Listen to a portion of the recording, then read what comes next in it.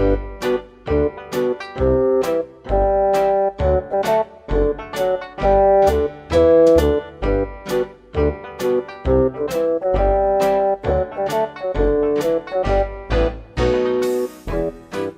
Bear Called Paddington by Michael Bond. Read by Stephen Fry.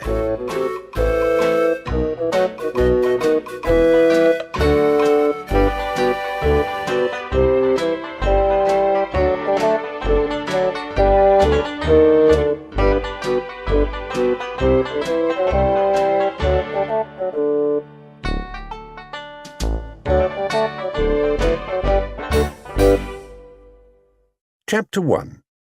Please look after this bear. Mr. and Mrs. Brown first met Paddington on a railway platform. In fact, that was how he came to have such an unusual name for a bear, for Paddington was the name of the station. The Browns were there to meet their daughter Judy, who was coming home from school for the holidays. It was a warm summer day, and the station was crowded with people on their way to the seaside. Trains were humming, loudspeakers blaring, porters rushing about shouting at one another, and altogether there was so much noise that Mr. Brown, who saw him first, had to tell his wife several times before she understood. "A bear? On Paddington Station?" Mrs. Brown looked at her husband in amazement. "Oh, don't be silly, Henry. There can't be." Mr. Brown adjusted his glasses. "But there is," he insisted. "I distinctly saw it. Over there, near the bicycle rack. It was wearing a funny kind of hat." Without waiting for a reply, he caught hold of his wife's arm and pushed her through the crowd, round a trolley laden with chocolate and cups of tea, past a bookstall and through a gap in a pile of suitcases towards the Lost Property Office. "There you are," he announced triumphantly, pointing towards a dark corner. "I told you so."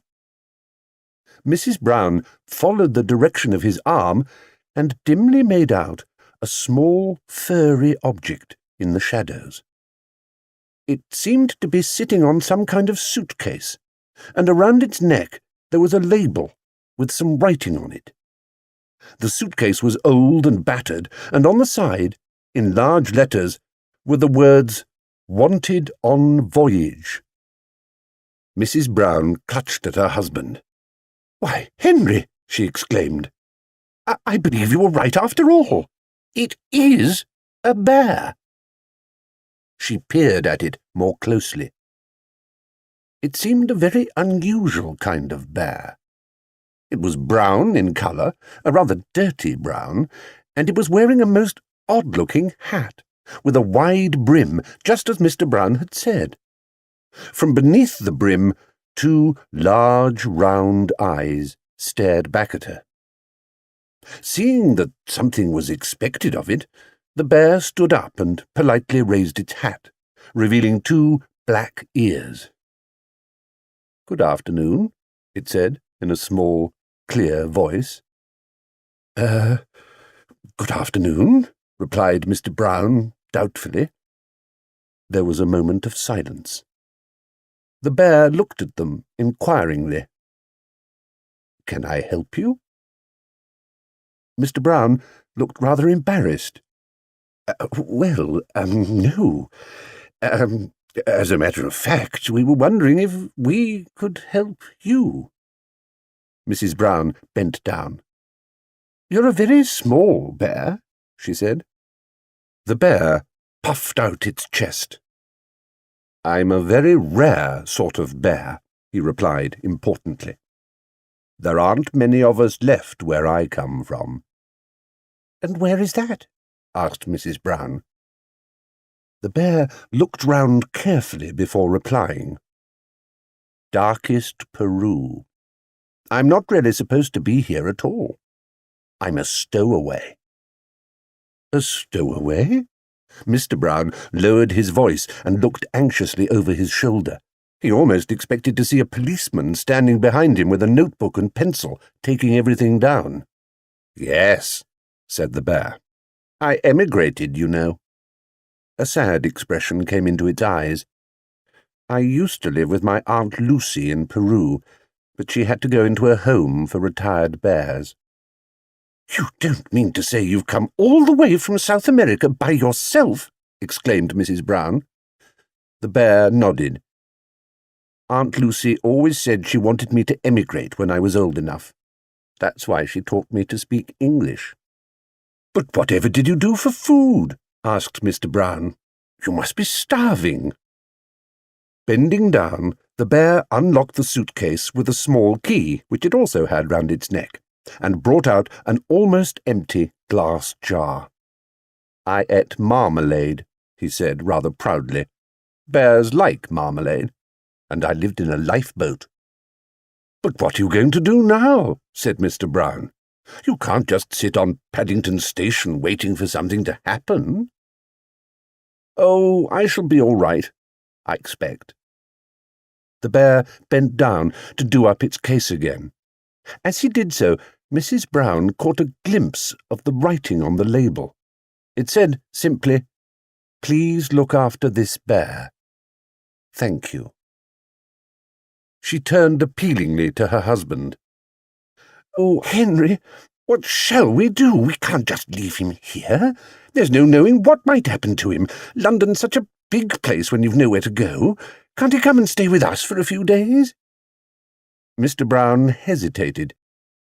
"But, Mary, dear, we can't take him not just like that. After all, what?" Mrs. Brown's voice had a firm note to it. She looked down at the bear. "He is rather sweet, and he'd be such company for Jonathan and Judy, even if it's only for a little while. They'd never forgive us if they knew you'd left him here." "It all seems highly irregular," said Mr. Brown, doubtfully. "I'm sure there's a law about it." He bent down. "Would you like to come and stay with us?" he asked. "That is," he added hastily, not wishing to offend the bear, "if you've nothing else planned." The bear jumped, and his hat nearly fell off with excitement. "Oh, yes, please. I should like that very much. I've nowhere to go, and everyone seems in such a hurry." "Well, that's settled then," said Mrs. Brown, before her husband could change his mind.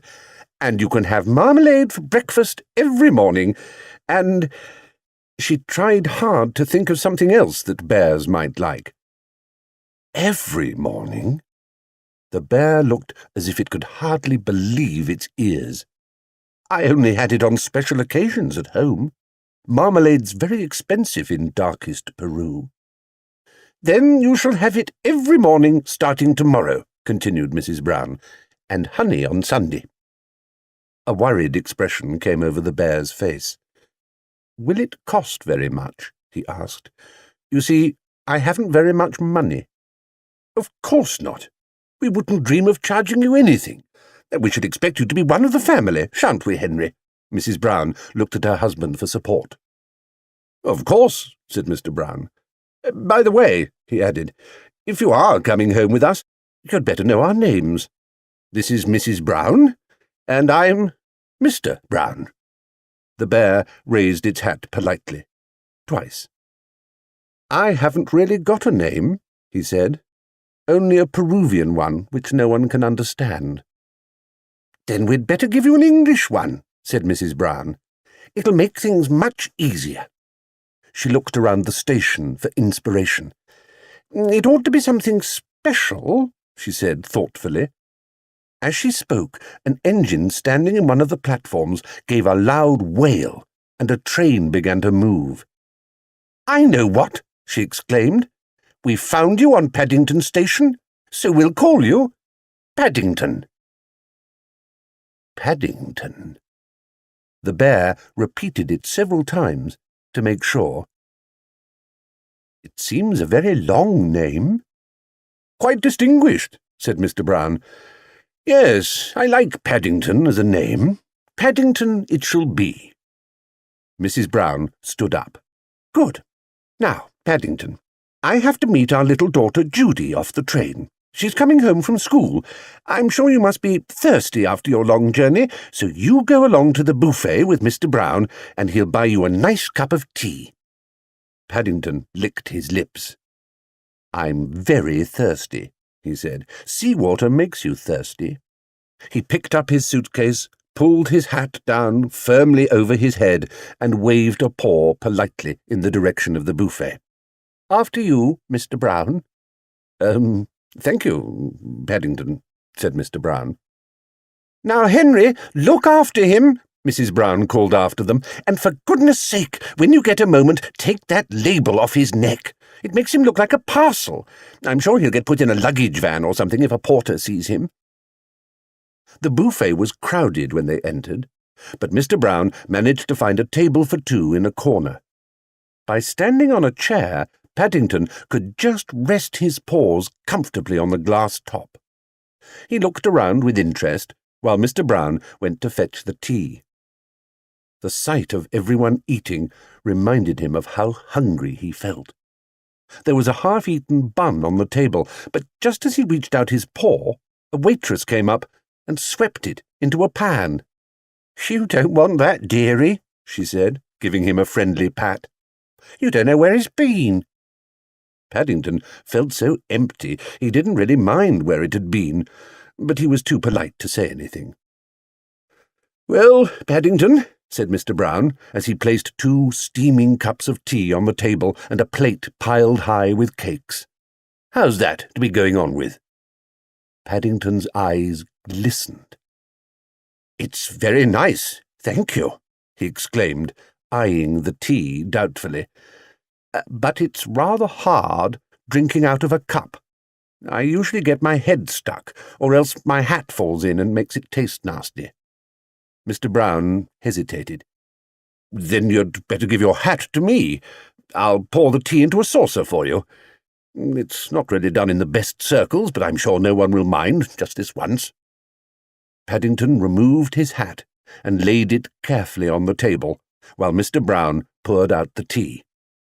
He looked hungrily at the cakes, in particular at a large cream and jam one, which Mr. Brown placed on a plate in front of him. "There you are, Paddington," he said. "I'm sorry they haven't any marmalade ones, but they were the best I could get." "I'm glad I emigrated," said Paddington, as he reached out a paw and pulled the plate nearer. "Do you think anyone would mind if I stood on the table to eat?" Before Mr. Brown could answer, he had climbed up and placed his right paw firmly on the bun. It was a very large bun, the biggest and stickiest Mr. Brown had been able to find, and in a matter of moments most of the inside found its way onto Paddington's whiskers. People started to nudge each other and began staring in their direction. Mr. Brown wished he had chosen a plain, ordinary bun, but he wasn't very experienced in the ways of bears. He stirred his tea and looked out of the window, pretending he had tea with a bear on Paddington Station every day of his life. "Henry!" The sound of his wife's voice brought him back to earth with a start. "Henry, whatever are you doing to that poor bear? Look at him! He's covered all over with cream and jam." Mr. Brown jumped up in confusion. "He seemed rather hungry," he answered lamely. Mrs. Brown turned to her daughter. "This is what happens when I leave your father alone for 5 minutes. Judy clapped her hands excitedly. "Oh, Daddy, is he really going to stay with us?" "If he does," said Mrs. Brown, "I can see someone other than your father will have to look after him. Just look at the mess he's in." Paddington, who all this time had been too interested in his bun to worry about what was going on, suddenly became aware that people were talking about him. He looked up to see that Mrs. Brown had been joined by a little girl with laughing blue eyes and long, fair hair. He jumped up, meaning to raise his hat, and in his haste slipped on a patch of strawberry jam which somehow or other had found its way onto the glass tabletop. For a brief moment he had a dizzy impression of everything and everyone being upside down.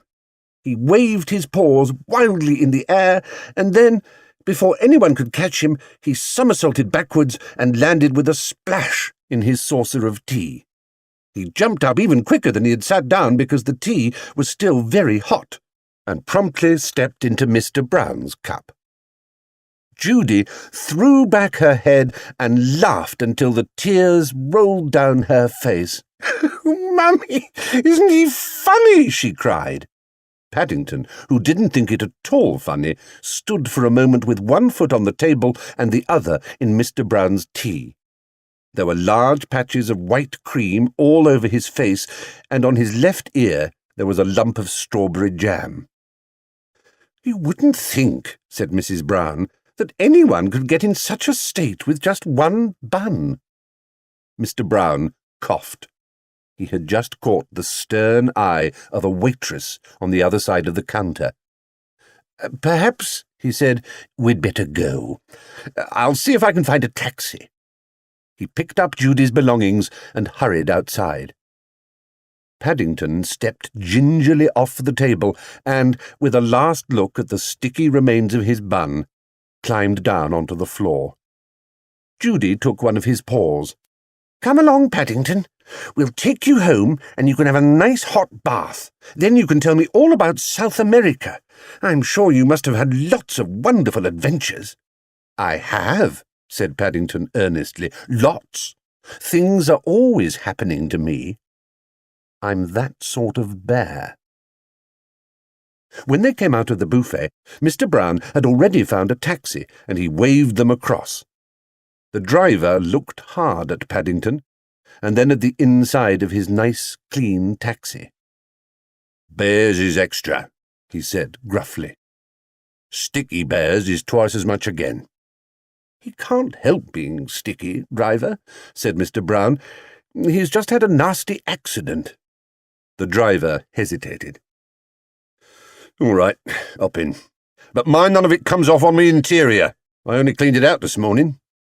The Browns trooped obediently into the back of the taxi. Mr. and Mrs. Brown and Judy sat in the back, while Paddington stood on a tip-up seat behind the driver so that he could see out of the window. The sun was shining as they drove out of the station, and after the gloom and the noise, everything seemed bright and cheerful. They swept past a group of people at a bus stop, and Paddington waved. Several people stared, and one man raised his hat in return. It was all very friendly. After weeks of sitting alone in a lifeboat, there was so much to see. There were people and cars and big red buses everywhere. It wasn't a bit like darkest Peru. Paddington kept one eye out of the window in case he missed anything. With his other eye, he carefully examined Mr. and Mrs. Brown and Judy. Mr. Brown was fat and jolly, with a big moustache and glasses, while Mrs. Brown, who was also rather plump, looked like a larger edition of Judy. Paddington had just decided he was going to like staying with the Browns when the glass window behind the driver shot back and a gruff voice said, "Where did you say you wanted to go?" Mr. Brown leaned forward. Number 32, Windsor Gardens." The driver cupped his ear with one hand. "Can't hear you," he shouted. Paddington tapped him on the shoulder. "Number 32, Windsor Gardens," he repeated. The taxi driver jumped at the sound of Paddington's voice and narrowly missed hitting a bus. He looked down at his shoulder and glared. "Cream," he said bitterly. "All over me new coat." Judy giggled, and Mr. and Mrs. Brown exchanged glances. Mr. Brown peered at the meter. He half expected to see a sign go up saying that they had to pay another 50 pence. "I beg your pardon," said Paddington. He bent forward and tried to rub the stain off with his other paw. Several bun crumbs and a smear of jam added themselves mysteriously to the taxi driver's coat. The driver gave Paddington a long, hard look. Paddington raised his hat, and the driver slammed the window shut again. "Oh dear," said Mrs. Brown. "We really shall have to give him a bath as soon as we get indoors. It's getting everywhere." Paddington looked thoughtful. It wasn't so much that he didn't like baths. He really didn't mind being covered with jam and cream. It seemed a pity to wash it all off quite so soon. But before he had time to consider the matter, the taxi stopped, and the Browns began to climb out. Paddington picked up his suitcase and followed Judy up a flight of white steps to a big green door. "Now you're going to meet Mrs. Bird," said Judy. "She looks after us. She's a bit fierce sometimes, and she grumbles a lot, but she doesn't really mean it. I'm sure you'll like her." Paddington felt his knees begin to tremble. He looked round for Mr. and Mrs. Brown, but they appeared to be having some sort of argument with the taxi driver. Behind the door, he could hear footsteps approaching. "I'm sure I shall like her, if you say so," he said, catching sight of his reflection on the brightly polished letterbox. "But will she like me?"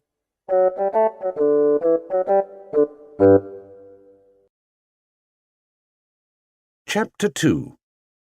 A Bear in Hot Water. Paddington wasn't quite sure what to expect when Mrs. Bird opened the door. He was pleasantly surprised when they were greeted by a stout, motherly lady with grey hair and a kindly twinkle in her eyes. When she saw Judy, she raised her hands above her head. "Goodness gracious, you've arrived already," she said in horror, "and may hardly finish the washing up.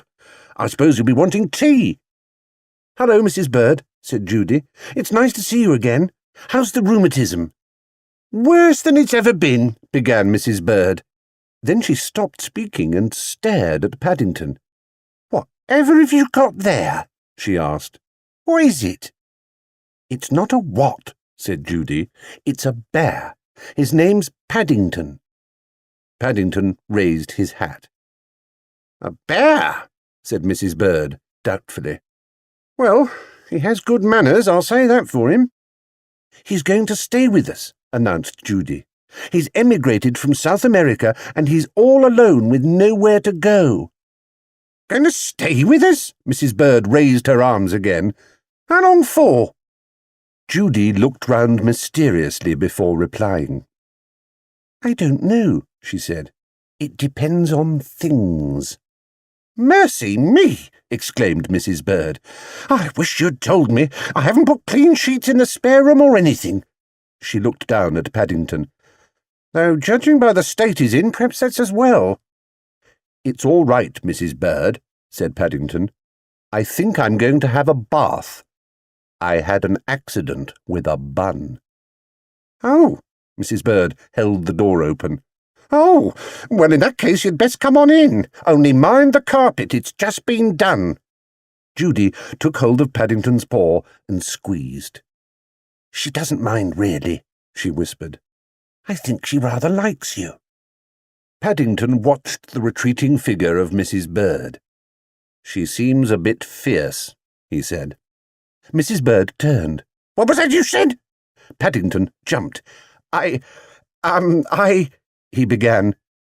"Where was it you said you'd come from? Peru?" "That's right," said Paddington. "Darkest Peru." Mrs. Bird looked thoughtful for a moment. "Then I expect you like marmalade." "I'd better get some more from the grocer." "There you are! What did I tell you?" cried Judy as the door shut behind Mrs. Bird. "She does like you." "Fancy her knowing I like marmalade," said Paddington. "Mrs. Bird knows everything about everything," said Judy.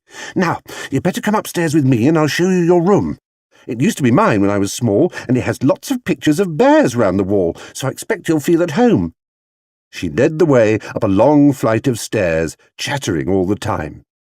Paddington followed closely behind, keeping carefully to the side so that he didn't have to tread on the carpet.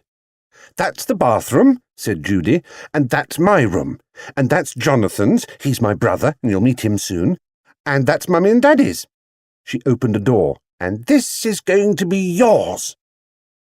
Paddington nearly fell over with surprise when he followed her into the room. He had never seen such a big one. There was a large bed with white sheets against one wall and several big boxes, one with a mirror on it. Judy pulled open a drawer in one of the boxes. "This is called a chest of drawers," she said. "You'll be able to keep all your things in here." Paddington looked at the drawer and then at his suitcase. "I don't seem to have very much. That's the trouble with being small. No one ever expects you to want things." "Then we shall have to see what we can do," said Judy mysteriously. "I'll try and get Mummy to take you on one of her shopping expeditions." She knelt down beside him. "Let me help you to unpack." "It's very kind of you," Paddington fumbled with the lock, "but I don't think there's much to help me with. There's a jar of marmalade, only there's hardly any left now, and what there is tastes of seaweed. And my scrapbook, and some centavos. They're a sort of South American penny." "Gosh," said Judy, "I've never seen any of those before. Aren't they bright?" "Oh, I keep them polished," said Paddington. "I don't spend them." He pulled out a tattered photograph. "And that's a picture of my Aunt Lucy. She had it taken just before she went into the Home for Retired Bears in Lima." "She looks very nice," said Judy, "and very wise." Seeing that Paddington had a sad, far-away look in his eyes, she added hastily, "Well, I'm going to leave you now, so that you can have your bath and come down nice and clean. You'll find 2 taps, one marked hot and one marked cold. There's plenty of soap and a clean towel, and a brush so that you can scrub your back." "Sounds very complicated," said Paddington. "Can't I just sit in a puddle or something?" Judy laughed. "Somehow I don't think Mrs. Bird would approve of that.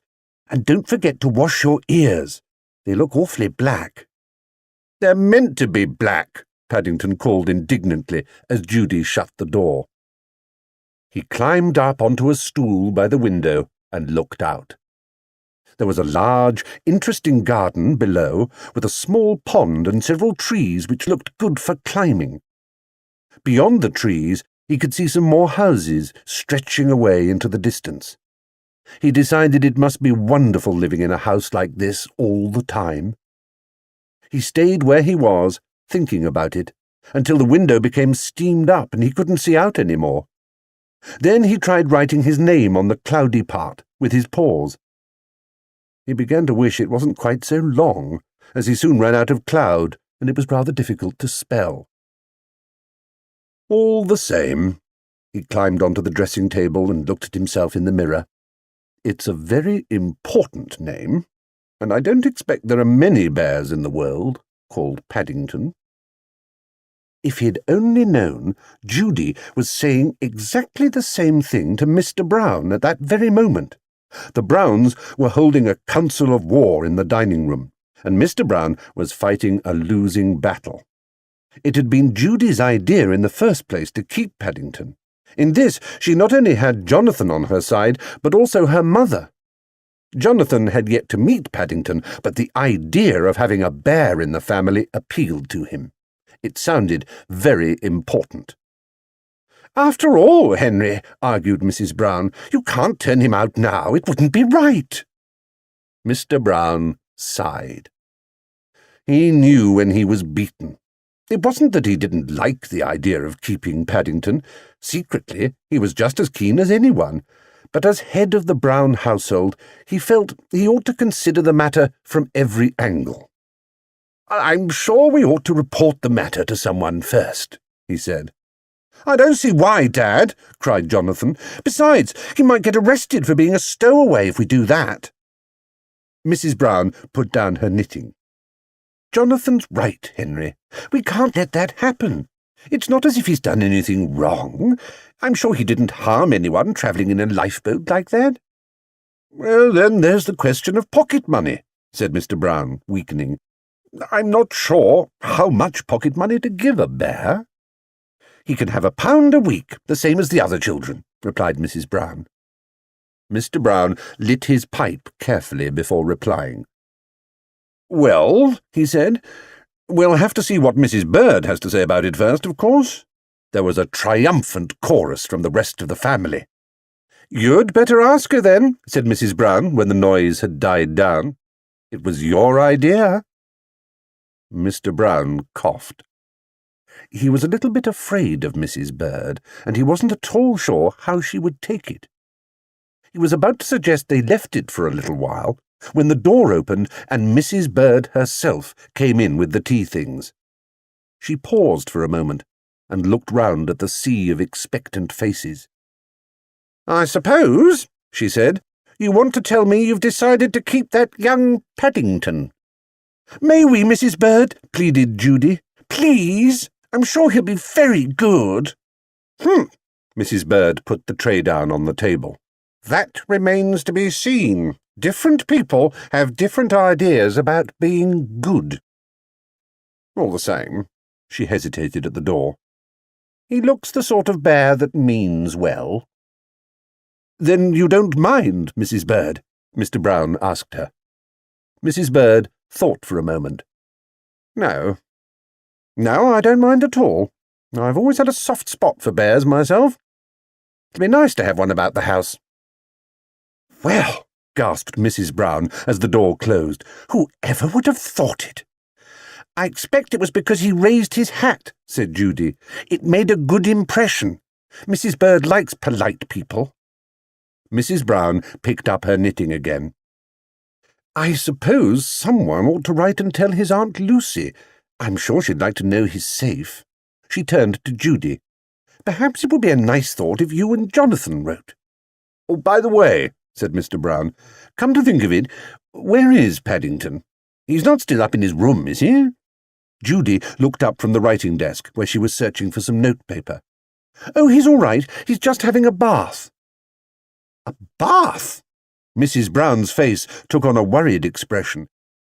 "He's rather small to be having a bath all by himself."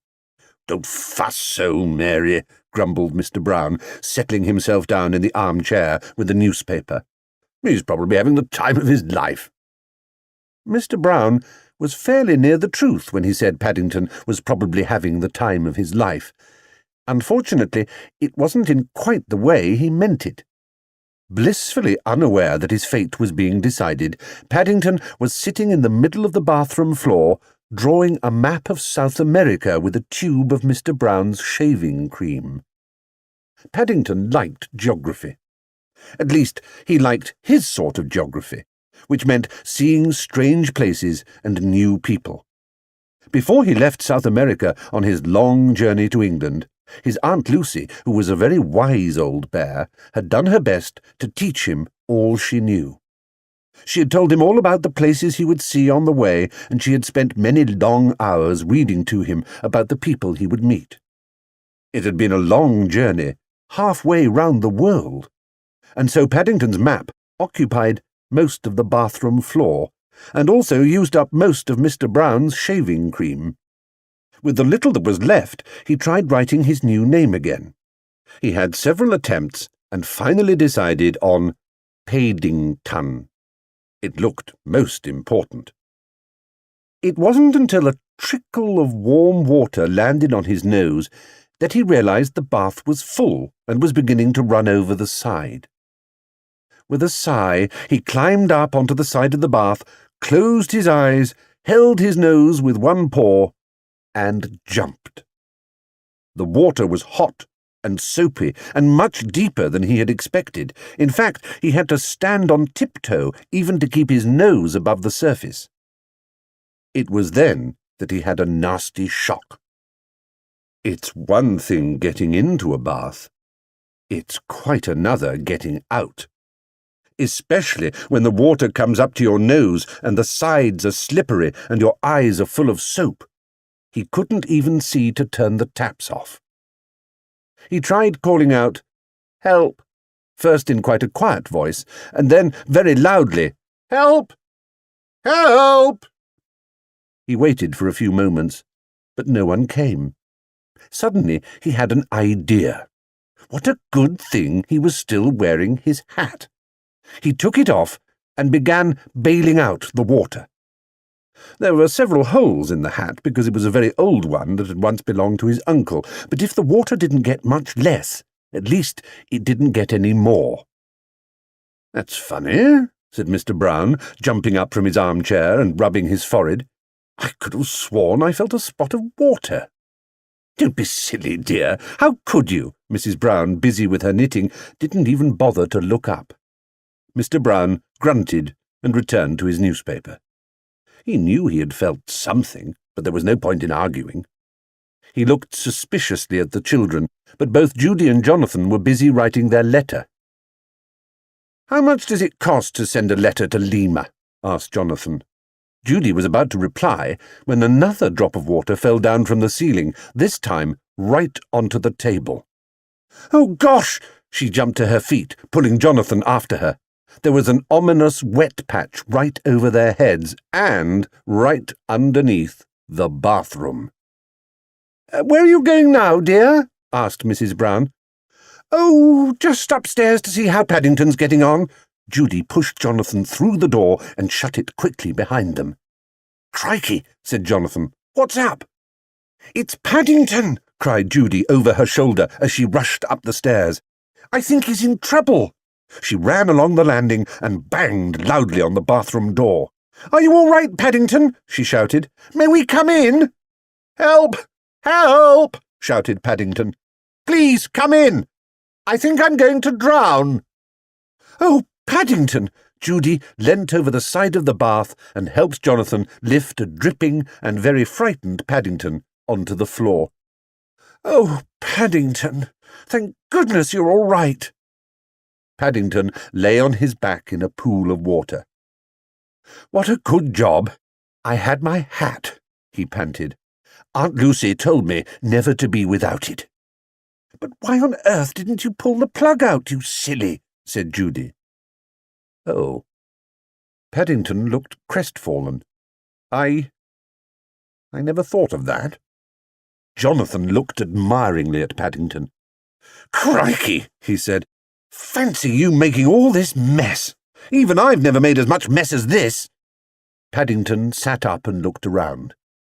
The whole of the bathroom floor was covered in a sort of white foam where the hot water had landed on his map of South America. "It is a bit untidy," he admitted. "I don't really know how it got like that." "Untidy?" Judy lifted him to his feet and wrapped a towel around him.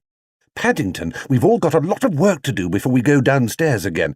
If Mrs. Bird sees this, I don't know what she'll say." "I do," exclaimed Jonathan. "She says it to me sometimes." Judy began wiping the floor with a cloth. "Now, just you dry yourself quickly in case you catch cold." Paddington began rubbing himself meekly with the towel. "I must say," he remarked, looking at himself in the mirror, "I am a lot cleaner than I was. Doesn't look like me at all." Paddington did look much cleaner than when he had first arrived at the Browns. His fur, which was really quite light in colour and not dark brown as it had been, was standing out like a new brush, except that it was soft and silky. His nose gleamed, and his ears had lost all traces of the jam and cream. He was so much cleaner that when he arrived downstairs and entered the dining room some time later, everyone pretended not to recognise him. "The tradesman's entrance is at the side," said Mr. Brown from behind the paper. Mrs. Brown put down her knitting and stared at him. "I think you must have come to the wrong house," she said. "This is number 32, not 34. Even Jonathan and Judy agreed there must be some mistake. Paddington began to get quite worried, until they all burst out laughing and said how nice he looked now that he was brushed and combed and respectable. They made room for him in a small armchair by the fire, and Mrs. Bird came in with another pot of tea and a plate of hot buttered toast. "Now, Paddington," said Mr. Brown when they were all settled, "suppose you tell us all about yourself and how you came to Britain." Paddington settled back in his armchair, wiped a smear of butter carefully from his whiskers, put his paws behind his head, and stretched out his toes towards the fire. He liked an audience, especially when he was warm and the world seemed such a nice place. "I was brought up in darkest Peru," he began, "by my Aunt Lucy. She's the one that lives in a home for retired bears in Lima." He closed his eyes thoughtfully. A hush fell over the room, and everyone waited expectantly. After a while, when nothing happened, they began to get restless. Mr. Brown coughed loudly. "It doesn't seem a very exciting story," he said impatiently. He reached across and poked Paddington with his pipe. "Well, I never," he said. "I do believe he's fallen asleep."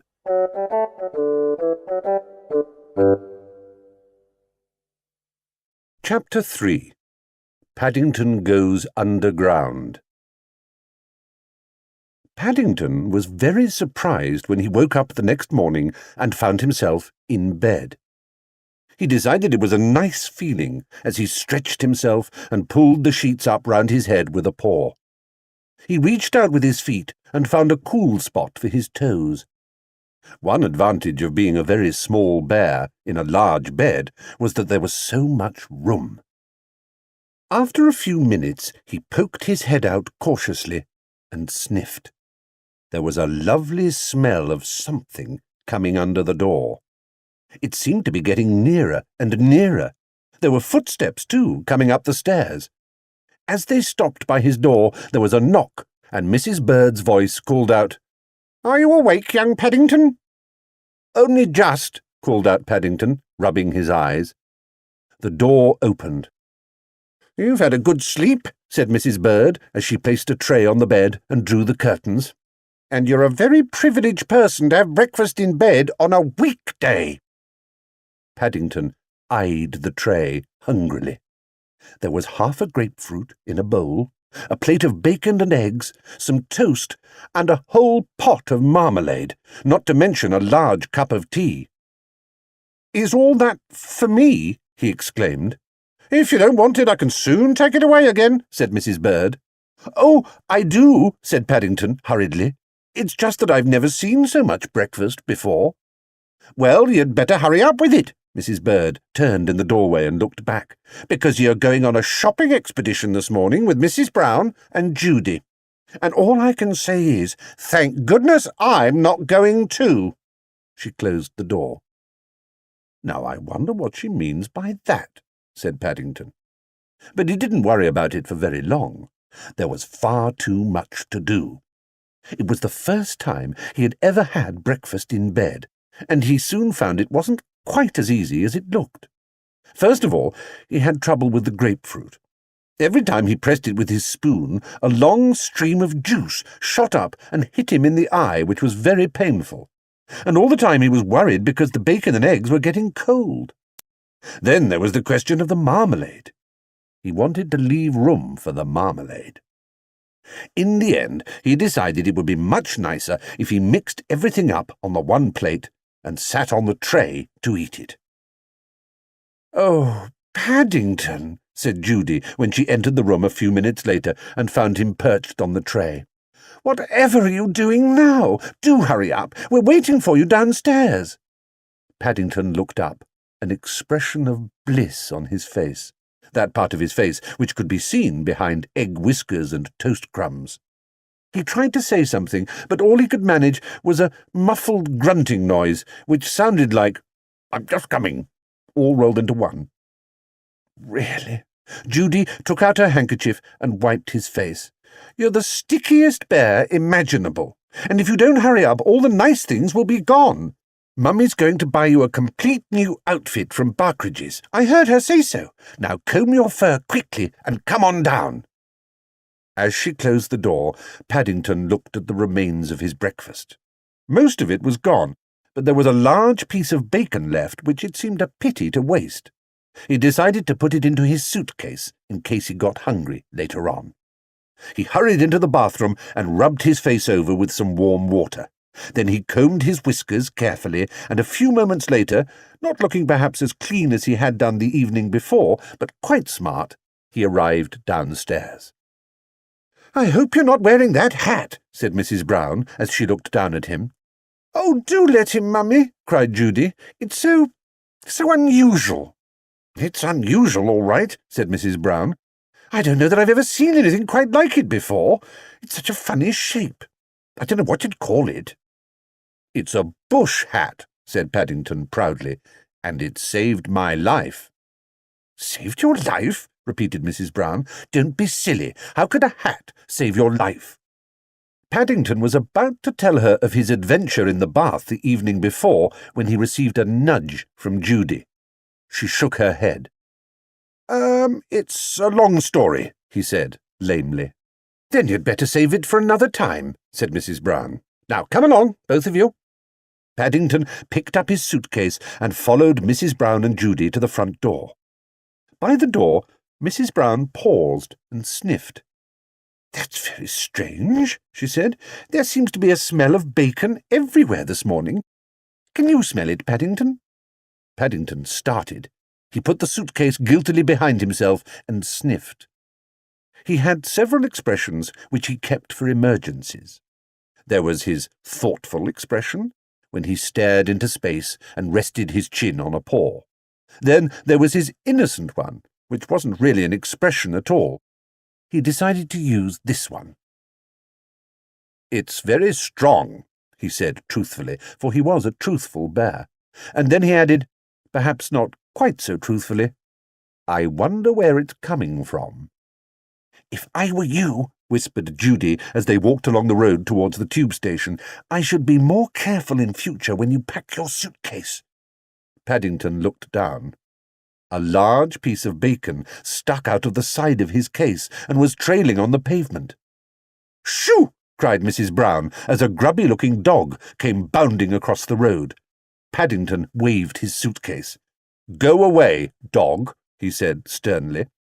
The dog licked its lips, and Paddington glanced anxiously over his shoulder as he hurried on, keeping close behind Mrs. Brown and Judy. "Oh, dear," said Mrs. Brown, "I have a funny feeling about today, as if things are going to happen. Do you ever have that feeling, Paddington?" Paddington considered for a moment.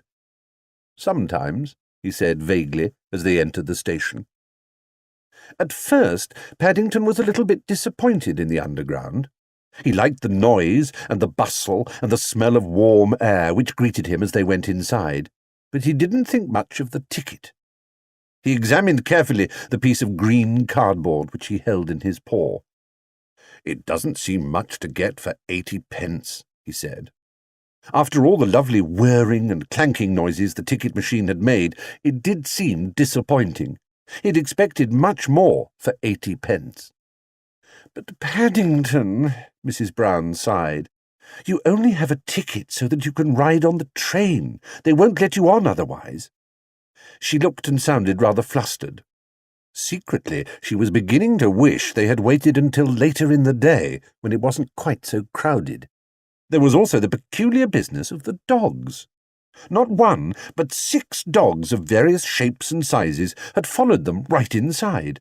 She had a funny feeling it had something to do with Paddington, but the only time she caught his eye, it had such an innocent expression, she felt quite upset with herself for having such thoughts. "I suppose," she said to Paddington as they stepped on the escalator, "we ought really to carry you. It says you're supposed to carry dogs, but it doesn't say anything about bears." Paddington didn't answer. He was following behind in a dream. Being a very short bear, he couldn't easily see over the side, but when he did, his eyes nearly popped out with excitement. There were people everywhere. He'd never seen so many. There were people rushing down one side, and there were more people rushing up the other. Everyone seemed in a terrible hurry. As he stepped off the escalator, he found himself carried away between a man with an umbrella and a lady with a large shopping bag. By the time he managed to push his way free, both Mrs. Brown and Judy had completely disappeared. It was then that he saw a most surprising notice. He blinked at it several times to make sure, but each time he opened his eyes, it said the same thing. "Follow the amber light to Paddington." Paddington decided the underground was quite the most exciting thing that had ever happened to him. He turned and trotted down the corridor, following the amber lights, until he met another crowd of people who were queuing for the up escalator. "Here," said the man at the top, as he examined Paddington's ticket. "What's all this? We haven't been anywhere yet." "I know," said Paddington unhappily. "I think I must have made a mistake at the bottom." The man sniffed suspiciously and called across to an inspector. "There's a young bear here, smelling of bacon. Says he made a mistake at the bottom." The inspector put his thumbs under his waistcoat. "Escalators is for the benefit and convenience of passengers," he said sternly. "Not for the likes of young bears to play on, especially in the rush hour." "Yes, sir," said Paddington, raising his hat. "But we don't have escalators," said the inspector, helpfully. "Laters," said Paddington, "in darkest Peru. I've never been on one before, so it's rather difficult." "Darkest Peru?" said the inspector, looking most impressed. "Oh, well, in that case—" He lifted up the chain which divided the up and down escalators. "You'd better get back down, but don't let me catch you up to any tricks again." "Thank you very much," said Paddington gratefully, as he ducked under the chain. "It's very kind of you, I'm sure." He turned to wave goodbye, but before he could raise his hat, he found himself being whisked into the depths of the underground again. Halfway down, he was gazing with interest at the brightly coloured posters on the wall when the man standing behind poked him with his umbrella. "There's someone calling you," he said. Paddington looked round and was just in time to see Mrs. Brown and Judy pass by on their way up. They waved frantically at him, and Mrs. Brown called out, "Stop!" several times. Paddington turned and tried to run up the escalator, but it was going very fast, and with his short legs it was as much as he could do even to stand still. He had his head down, and he didn't notice a fat man with a briefcase who was running in the opposite direction until it was too late. There was a roar of rage from the fat man, and he toppled over and grabbed at several other people. Then Paddington felt himself falling. He went bump, bump, bump, all the way down before he shot off the end and finally skidded to a stop by the wall. When he looked round, everything seemed very confused. A number of people were gathered round the fat man, who was sitting on the floor rubbing his head. Away in the distance he could see Mrs. Brown and Judy trying to push their way down the up escalator. It was while he was watching their efforts that he saw another notice. It was in a brass case at the bottom of the escalator, and it said in big red letters, "To stop the escalator in cases of emergency, push the button." It also said in much smaller letters, "Penalty for improper use, £50. But in his hurry, Paddington did not notice this. In any case, it seemed to him very much of an emergency. He swung his suitcase through the air and hit the button as hard as he could. If there had been confusion while the escalator was moving, there was even more when it stopped. Paddington watched with surprise as everyone started running about in different directions, shouting at each other. One man even began calling out, "Fire!" and somewhere in the distance a bell began to ring. He was just thinking what a lot of excitement pressing one small button could cause when a heavy hand descended on his shoulder. "That's him!" someone shouted, pointing an accusing finger. "Saw him do it with my own eyes, as large as life." "Hit it with his suitcase," shouted another voice. "Ought not to be allowed." While from the back of the crowd someone else suggested sending for the police. Paddington began to feel frightened. He turned and looked up at the owner of the hand. "Oh," said a stern voice, "it's you again. I might have known." The inspector took out a notebook. "Name, please." Paddington," said Paddington. "I said, what's your name, not where do you want to go?" repeated the inspector. "That's right," said Paddington. "That is my name." "Paddington?" said the inspector, unbelievingly. "It can't be. That's the name of a station. I've never heard of a bear called Paddington before." "It's very unusual," said Paddington, "but it's Paddington Brown, and I live at number 32 Windsor Gardens. And I've lost Mrs. Brown and Judy." "Oh, The inspector wrote something in his book. "Can I see your ticket?" I had it," said Paddington, "but I don't seem to any more." The inspector began writing again. "Playing on the escalator, travelling without a ticket, stopping the escalator. All serious offences, they are." He looked up. "What have you got to say to that, young fellow, my lad?" "Well, Paddington shifted uneasily and looked down at his paws. "Have you tried looking inside your hat?" asked the inspector, not unkindly. "People often put their tickets in there." Paddington jumped with relief. "I knew I had it somewhere," he said thankfully, as he handed it to the inspector. The inspector handed it back again quickly. The inside of Paddington's hat was rather sticky. "I've never known anyone take so long not to get anywhere," he said, looking hard at Paddington. "Do you often travel on the Underground?" "It's the first time," said Paddington. "And the last, if I have anything to do with it," said Mrs. Brown, as she pushed her way through the crowd. "Is this your bear, madam?" asked the inspector. "Because if it is, I have to inform you that he's in serious trouble." He began to read from his notebook. "As far as I can see, he's broken 2 important regulations, probably more. I shall have to give him into custody." "Oh, dear!" Mrs. Brown clutched at Judy for support. "Do you have to? He's only small, and it's his first time out in London. I'm sure he won't do it again." "Ignorance of the law is no excuse," said the inspector ominously. "Not in court. Persons are expected to abide by the regulations. It says so." "In court?" Mrs. Brown passed a hand nervously over her forehead. The word court always upset her. She had visions of Paddington being taken away in handcuffs and being cross-examined and all sorts of awful things. Judy took hold of Paddington's paw and squeezed it reassuringly. Paddington looked up gratefully. He wasn't at all sure what they were talking about, but none of it sounded very nice. "Did you say persons are expected to abide by the regulations?" Judy asked firmly. "That's right," began the inspector, "and I have my duty to do, the same as everyone else." "But it doesn't say anything about bears?" asked Judy innocently. "Well," the inspector scratched his head, "not in so many words." He looked down at Judy, then at Paddington, and then all around. The escalator had started up again, and the crowd of sightseers had disappeared. "It's all highly irregular," he said, "but—" "Oh, thank you," said Judy. "I think you're the kindest man I've ever met. Don't you think so, Paddington?" Paddington nodded his head vigorously, and the inspector blushed. "I shall always travel on this Underground in future," said Paddington politely. "I'm sure it's the nicest in all London." The inspector opened his mouth and seemed about to say something, but he closed it again. "Come along, children," said Mrs. Brown hastily. "If we don't hurry up, we shall never get our shopping done."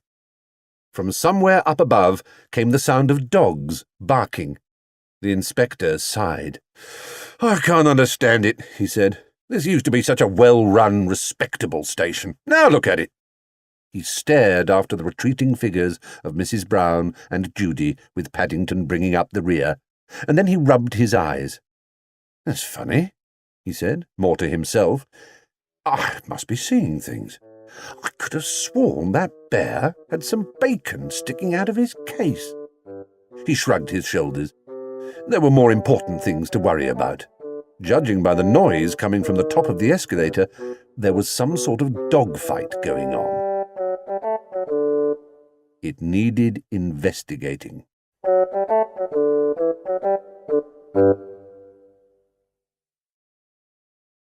Chapter 4.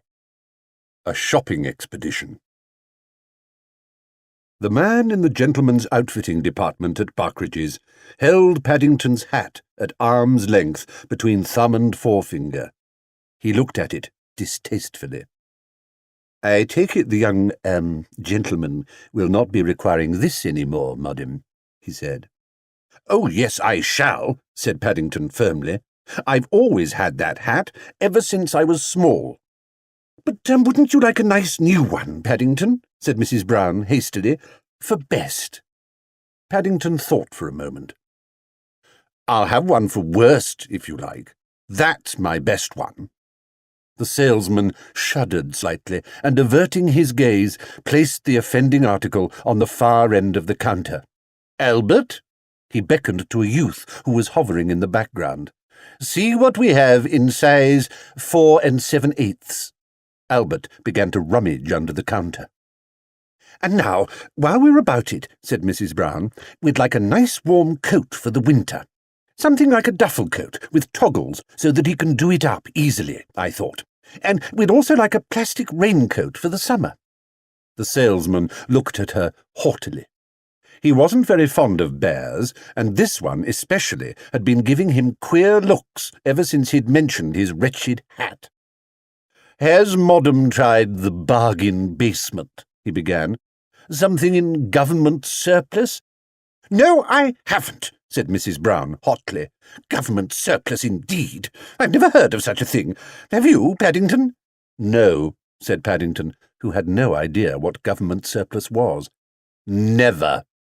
He stared hard at the man, who looked away uneasily. Paddington had a very persistent stare when he cared to use it. It was a very powerful stare, one which his Aunt Lucy had taught him, and which he kept for special occasions.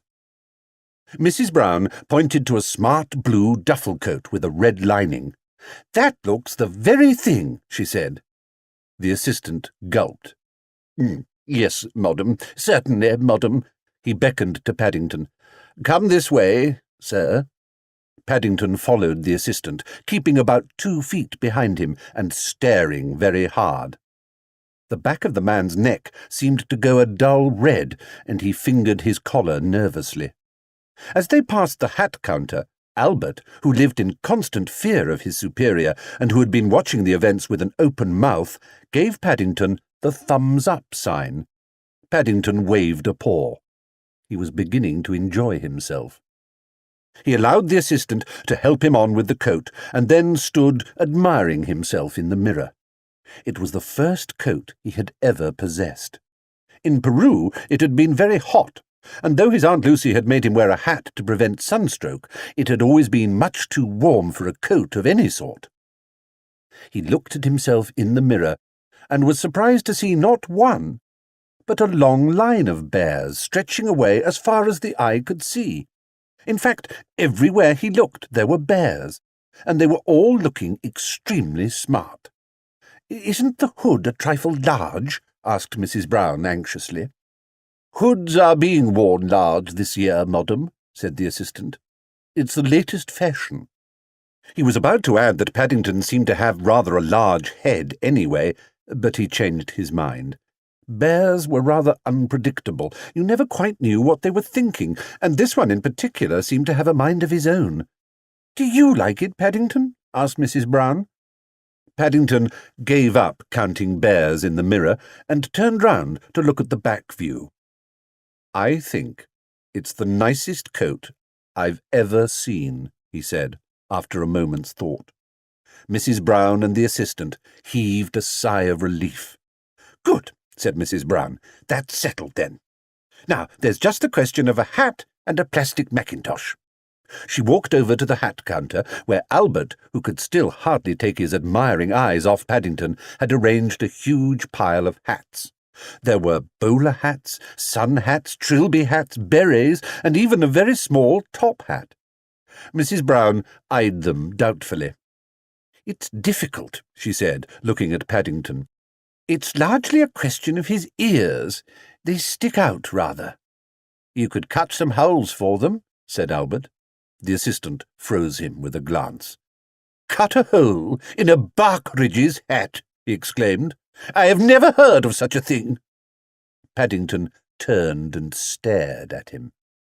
The assistant's voice trailed off. "I'll go and fetch my scissors," he said in a quiet voice. "I don't think that will be necessary at all," said Mrs. Brown hurriedly. "It's not as if he had to go to work in the city, so he doesn't want anything too smart. I think this woolen beret is very nice, the one with the pom-pom on top. The green will go well with his new coat, and it'll stretch so that he can pull it down over his ears when it gets cold." Everyone agreed that Paddington looked very smart, and while Mrs. Brown looked for a plastic mackintosh, he trotted off to have another look at himself in the mirror.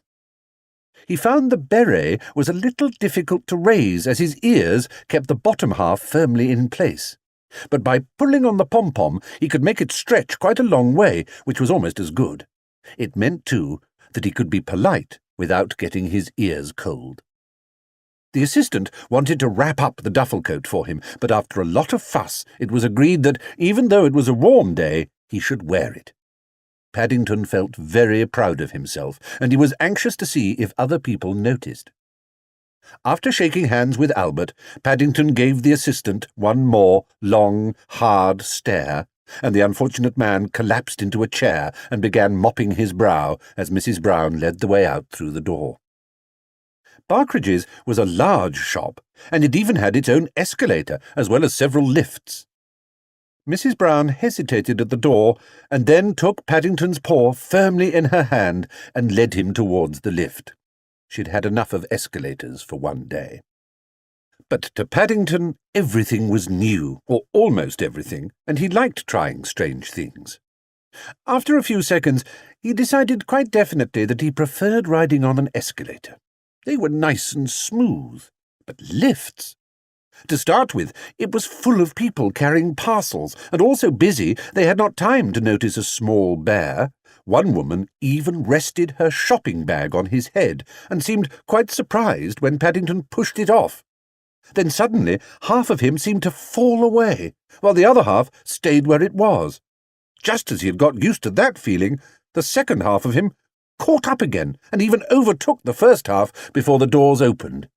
It did that 4 times on the way down, and Paddington was glad when the man in charge said it was the ground floor, and Mrs. Brown led him out.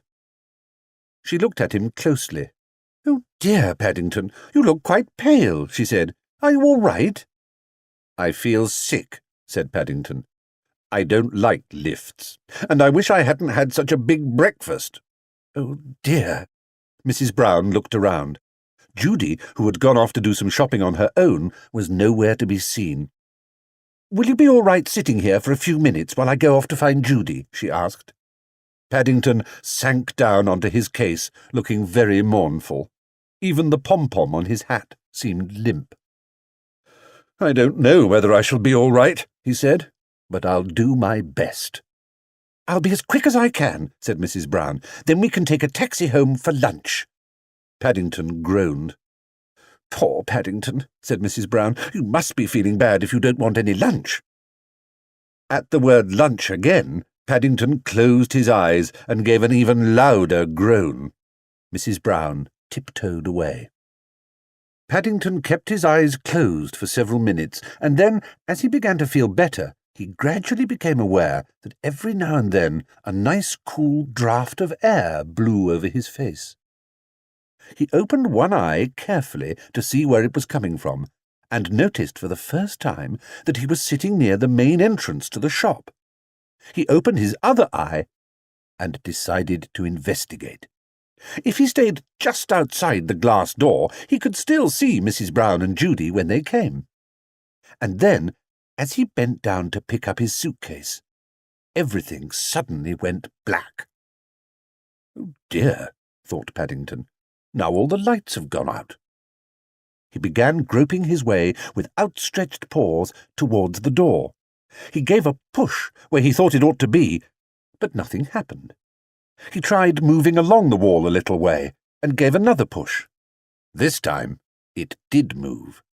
The door seemed to have a strong spring on it, and he had to push hard to make it open, but eventually there was a gap big enough for him to squeeze through. It clanged shut behind him, and Paddington was disappointed to find it was just as dark outside as it had been in the shop. He began to wish he'd stayed where he was. He turned round and tried to find the door, but it seemed to have disappeared. He decided it might be easier if he got down on his paws and crawled. He went a little way like this, and then his head came up against something hard. He tried to push it to one side with his paw, and it moved slightly, so he pushed again. Suddenly there was a noise like thunder, and before he knew where he was, a whole mountain of things began to fall on him. It felt as if the whole sky had fallen in. Everything went quiet, and he lay where he was for a few minutes with his eyes tightly shut, hardly daring to breathe. From a long way away he could hear voices, and once or twice it sounded as if someone was banging on a window. He opened one eye carefully and was surprised to find the light had come on again. At least, sheepishly, he pushed the hood of his duffel coat up over his head. They hadn't gone out at all. His hood must have fallen over his head when he bent down inside the shop to pick up his case. Paddington sat up and looked around to see where he was. He felt much better now. Somewhat to his astonishment, he found he was sitting in a small room in the middle of which was a great pile of tins and basins and bowls. He rubbed his eyes and stared, round-eyed, at the sight. Behind him there was a wall with a door in it, and in front of him there was a large window. On the other side of the window there was a large crowd of people, pushing one another and pointing in his direction.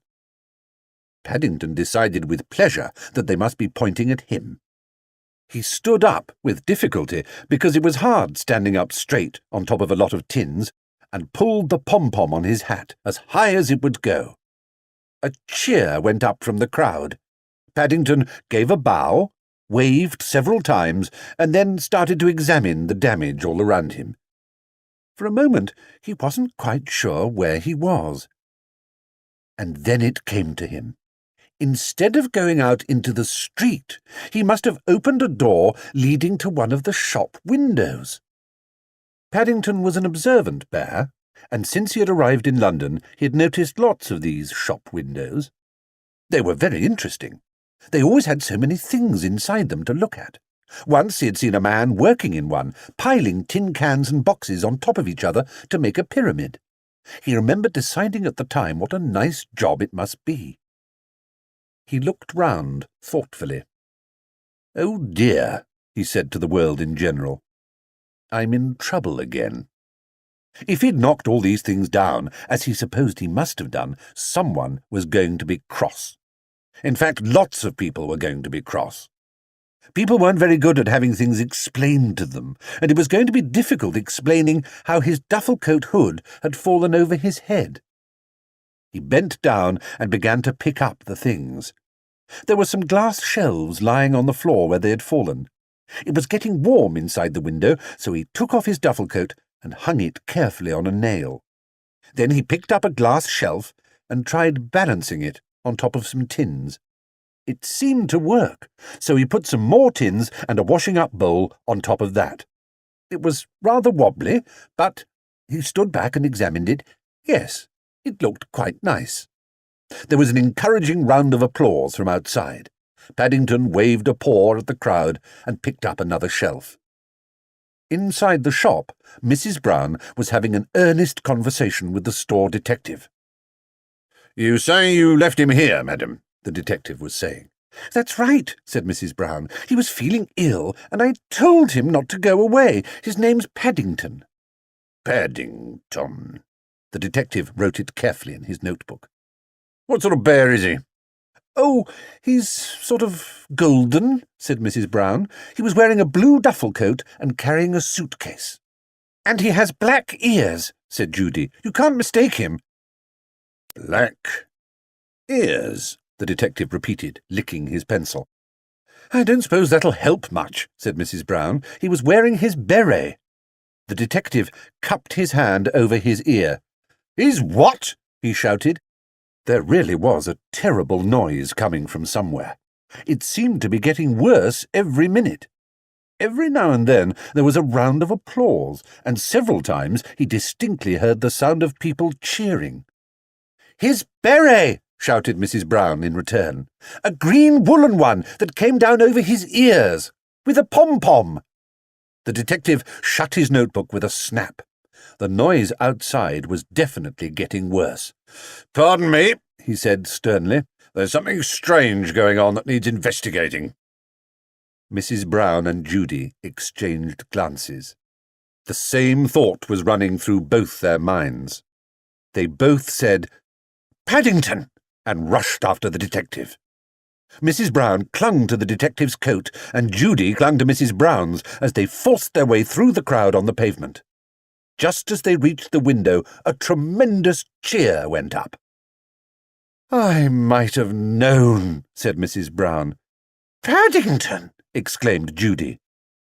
Paddington had just reached the top of his pyramid. At least it had started off to be a pyramid, but it wasn't really. It wasn't any particular shape at all, and it was very rickety. Having placed the last tin on the top, Paddington was in trouble. He wanted to get down, but he couldn't.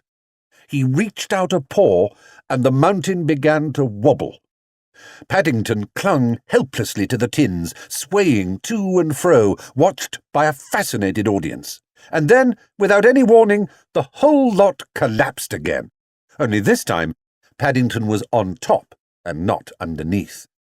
A groan of disappointment went up from the crowd. "Best thing I've seen in years," said a man in the crowd to Mrs. Brown. "Blessed if I know how they think these things up." "Will you do it again, Mummy?" asked a small boy. "I don't think so, dear," said his mother. "I think he's finished for the day." She pointed to the window, where the detective was removing a sorry-looking Paddington. Mrs. Brown hurried back to the entrance, followed by Judy. Inside the shop, the detective looked at Paddington and then at his notebook. "Blue duffel coat," he said. "Green woolen beret." He pulled the beret off. "Black ears. I know who you are," he said grimly.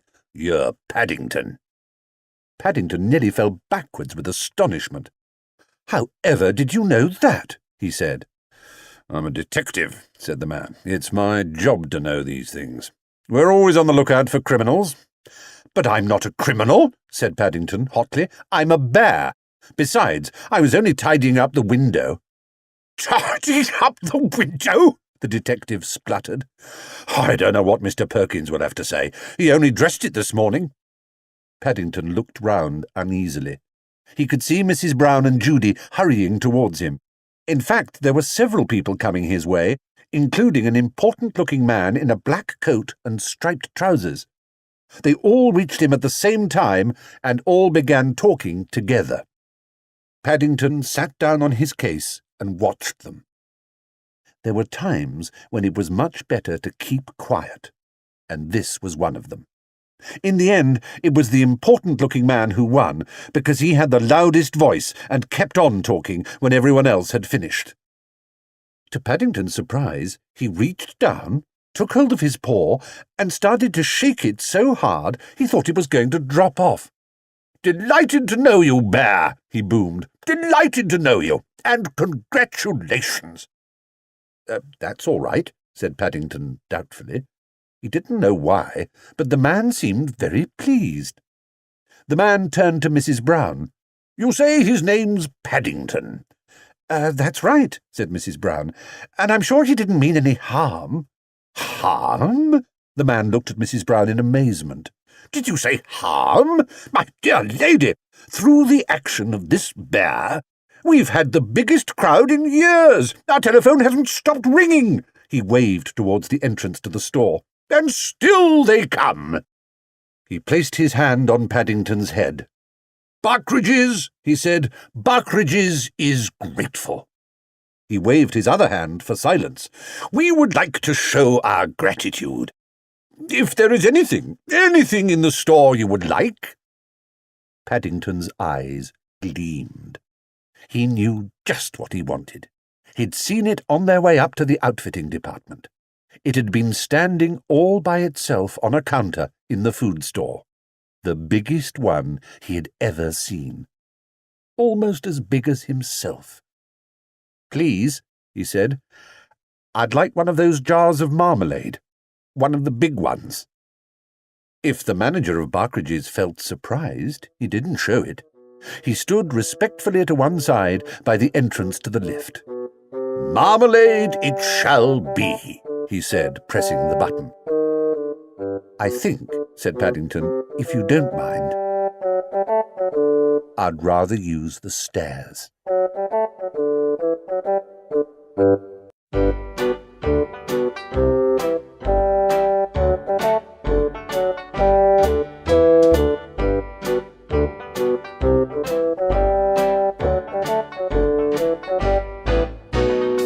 Chapter 5. Paddington and the Old Master. Paddington soon settled down and became one of the family.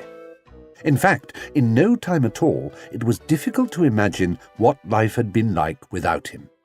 He made himself useful about the house, and the days passed quickly.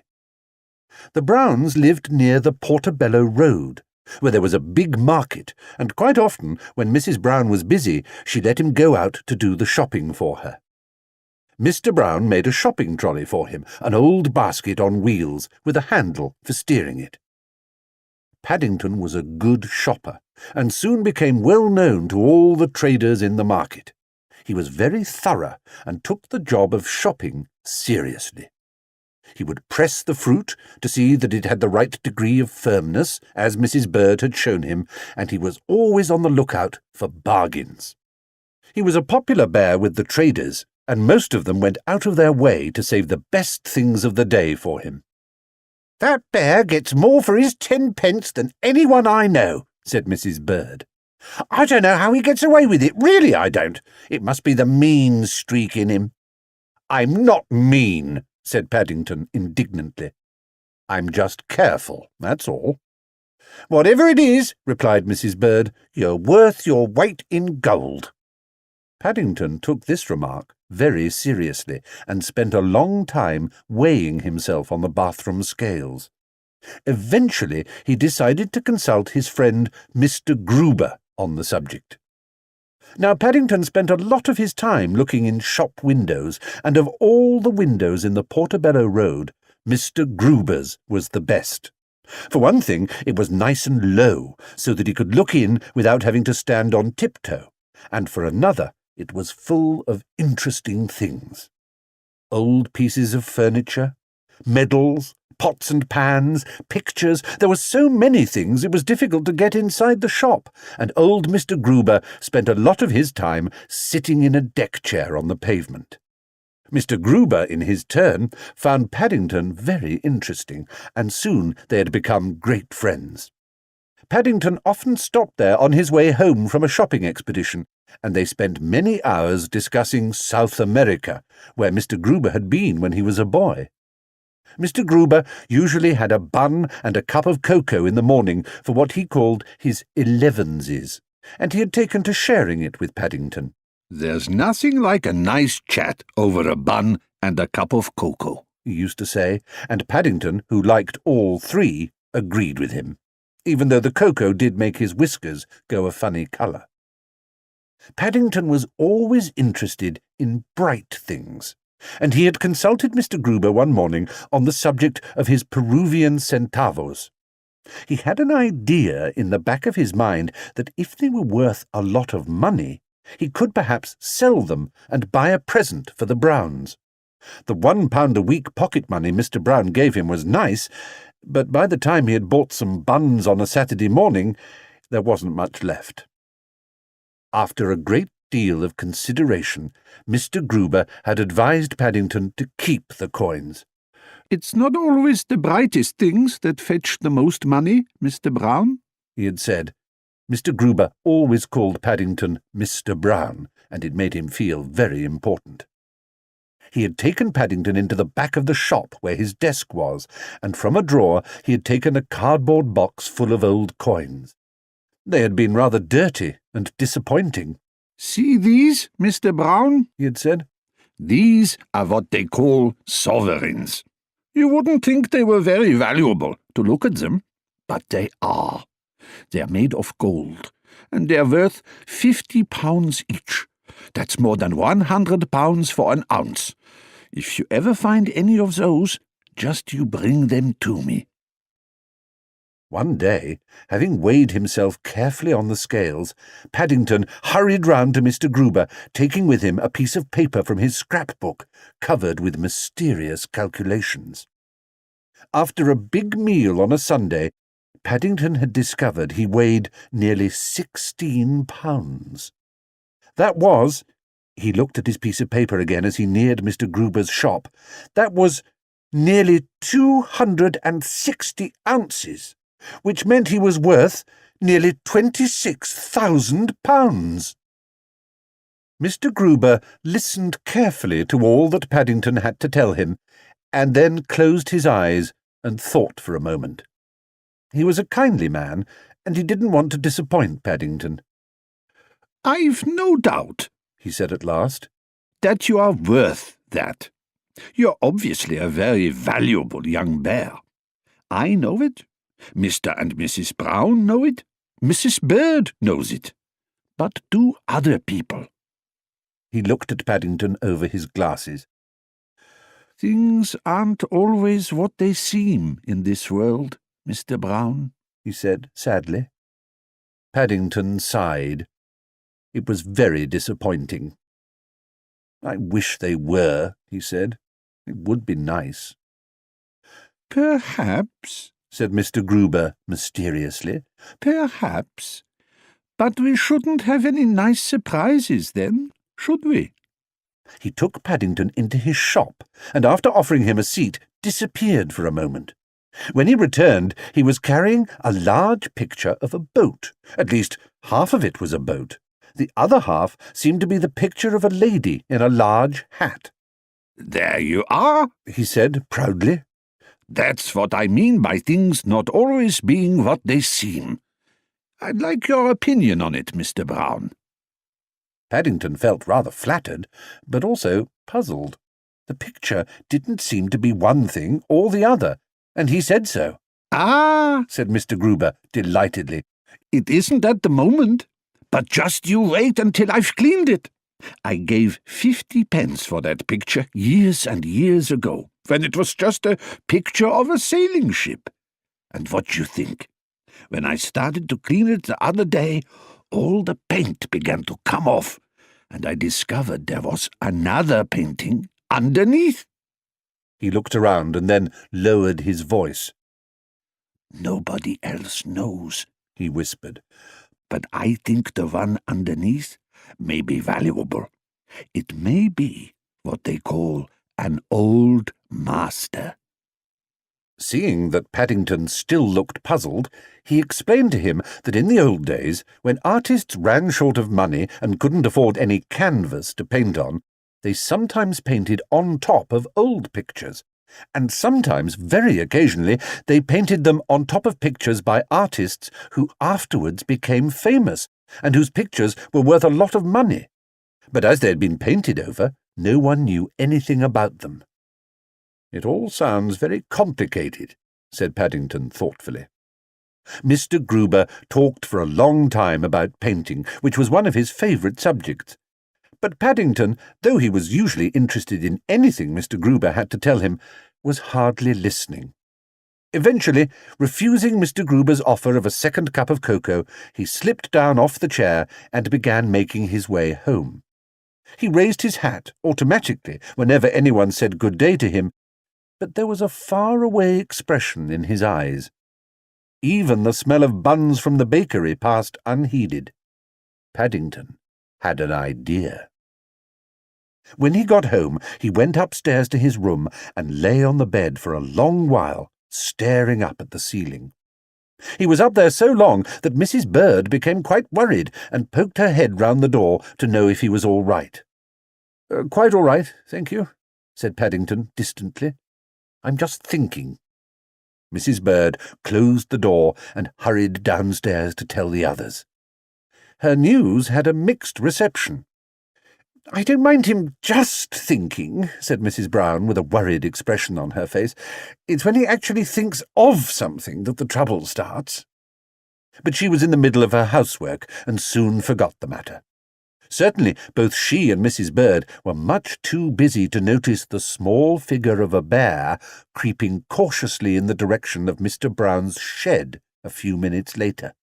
Nor did they see him return, armed with a bottle of Mr. Brown's paint remover and a large pile of rags. Had they done so, they might have had good cause to worry. And if Mrs. Brown had seen him creeping on tiptoe into the drawing-room, closing the door carefully behind him, she wouldn't have had a minute's peace. Fortunately, everyone was much too busy to notice any of these things.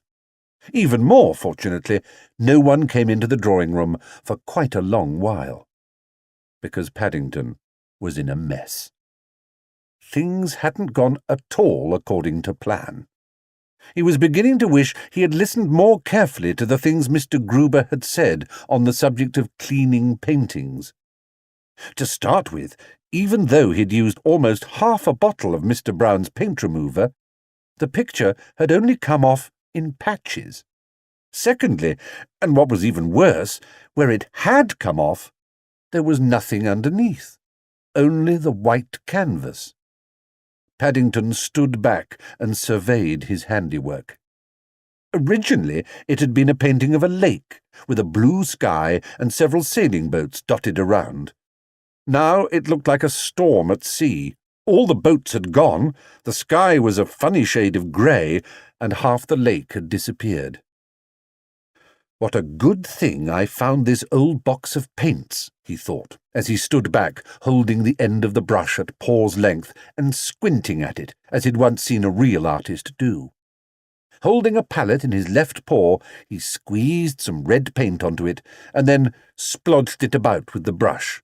He looked nervously over his shoulder, and then dabbed some of it onto the canvas.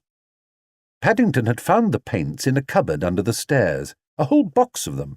There were reds and greens and yellows and blues. In fact, there were so many different colours, it was difficult to know which to choose first. He wiped the brush carefully on his hat, and tried another colour, and then another. It was all so interesting that he thought he would try a bit of each, and he very soon forgot the fact that he was supposed to be painting a picture. In fact, it was more of a design than a picture, with lines and circles and crosses in all different colours. Even Paddington was startled when he finally stepped back to examine it. Of the original picture, there was no trace at all. Rather sadly, he put the tubes of paint back into the box and wrapped the picture in a canvas bag, leaning it against the wall exactly as he'd found it. He decided reluctantly to have another try later on. Painting was fun while it lasted, but it was much more difficult than it looked. He was very silent all through dinner that evening. He was so silent that several times Mrs. Brown asked him how he was, until eventually Paddington asked to be excused and went upstairs. "I do hope he's all right, Henry," she said after he had gone. "He hardly touched his dinner, and that's so unlike him. And he seemed to have some funny red spots all over his face." "Crikey," said Jonathan. "Red spots! I hope he's given it to me, whatever it is. Then I shan't have to go back to school." "Well, he's got green ones as well," said Judy. "I saw some green ones." "Green ones?" Even Mr. Brown looked worried. "I wonder if he's sickening for anything. If they're not gone in the morning, I'll send for the doctor." "He was so looking forward to going to the handicrafts exhibition too," said Mrs. Brown. "It'll be a shame if he has to stay in bed." "Do you think you'll win a prize with your painting, Dad?" asked Jonathan. "No one will be more surprised than your father if he does," replied Mrs. Brown. "He's never won a prize yet." "What is it, Daddy?" asked Judy. "Aren't you going to tell us?" "It's meant to be a surprise," said Mr. Brown, modestly. "Took me a long time to do. It's painted from memory." Painting was one of Mr. Brown's hobbies, and once a year he entered a picture for a handicrafts exhibition, which was held in Kensington, near where they lived. Several famous people came to judge the pictures, and there were a number of prizes. There were also lots of other competitions, and it was a sore point with Mr. Brown that he had never won anything, whereas twice Mrs. Brown had won a prize in the rug-making competition. "Anyway," he said, declaring the subject closed, It's too late now. The man collected it this afternoon, so we shall see what we shall see. The sun was shining the next day, and the exhibition was crowded. Everyone was pleased that Paddington looked so much better. His spots had completely disappeared, and he ate a large breakfast to make up for missing so much dinner the night before. Only Mrs. Bird had her suspicions when she found Paddington's spots on his towel in the bathroom, but she kept her thoughts to herself. The Browns occupied the middle 5 seats of the front row where the judging was to take place. There was an air of great excitement. It was news to Paddington that Mr. Brown actually painted, and he was looking forward to seeing a picture by someone he knew. On the platform, several important-looking men with beards were bustling about, talking to each other and waving their arms in the air. They appeared to be having a great deal of argument about one painting in particular. "Henry," whispered Mrs. Brown excitedly, "I do believe they're talking about yours. I recognize the canvas bag." Mr. Brown looked puzzled. "It certainly looks like my bag," he said, "but I don't think it can be. All the canvas was stuck to the painting, didn't you see? Just as if someone had put it inside while it was still wet. I painted mine ages ago." Paddington sat very still and stared straight ahead, hardly daring to move. He had a strange sinking feeling in the bottom of his stomach, as if something awful was about to happen. He began to wish he hadn't washed his spots off that morning. Then at least he could have stayed in bed. Judy poked him with her elbow. "What's the matter, Paddington?" she asked. "You look most peculiar. Are you all right?" "I don't feel ill," said Paddington in a small voice, "but I think I'm in trouble again." "Oh, dear," said Judy. "Well, keep your paws crossed. This is it." Paddington sat up. One of the men on the platform, the most important-looking one with the biggest beard, was speaking. And there, Paddington's knees began to tremble. There, on the platform, on an easel in full view of everyone, was his picture. He was so dazed he only caught scraps of what the man was saying. "Remarkable use of colour. Very unusual. Great imagination. A credit to the artist." And then he almost fell off his seat with surprise. "The winner of the first prize is Mr. Henry Brown of 32 Windsor Gardens." Paddington wasn't the only one who felt surprised. Mr. Brown, who was being helped up onto the platform, looked as if he had just been struck by lightning. But, he stuttered, "there must be some mistake." "Mistake?" said the man with the beard. "Nonsense, my dear sir. Your name's on the back of the canvas. You are Mr. Brown, aren't you? Mr. Henry Brown?" Mr. Brown looked at the painting with unbelieving eyes. "It's certainly my name on the back," he said.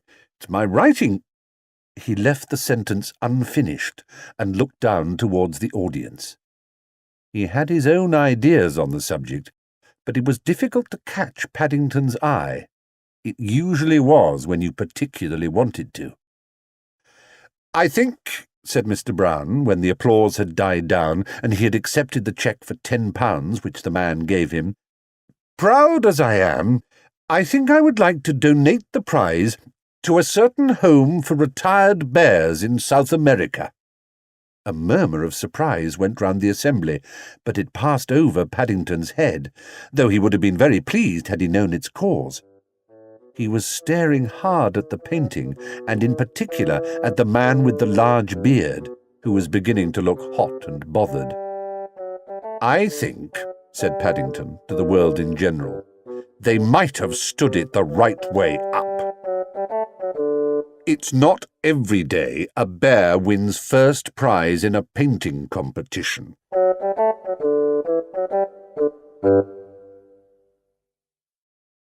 Chapter 6. A Visit to the Theatre. The Browns were all very excited. Mr. Brown had been given tickets for a box at the theatre.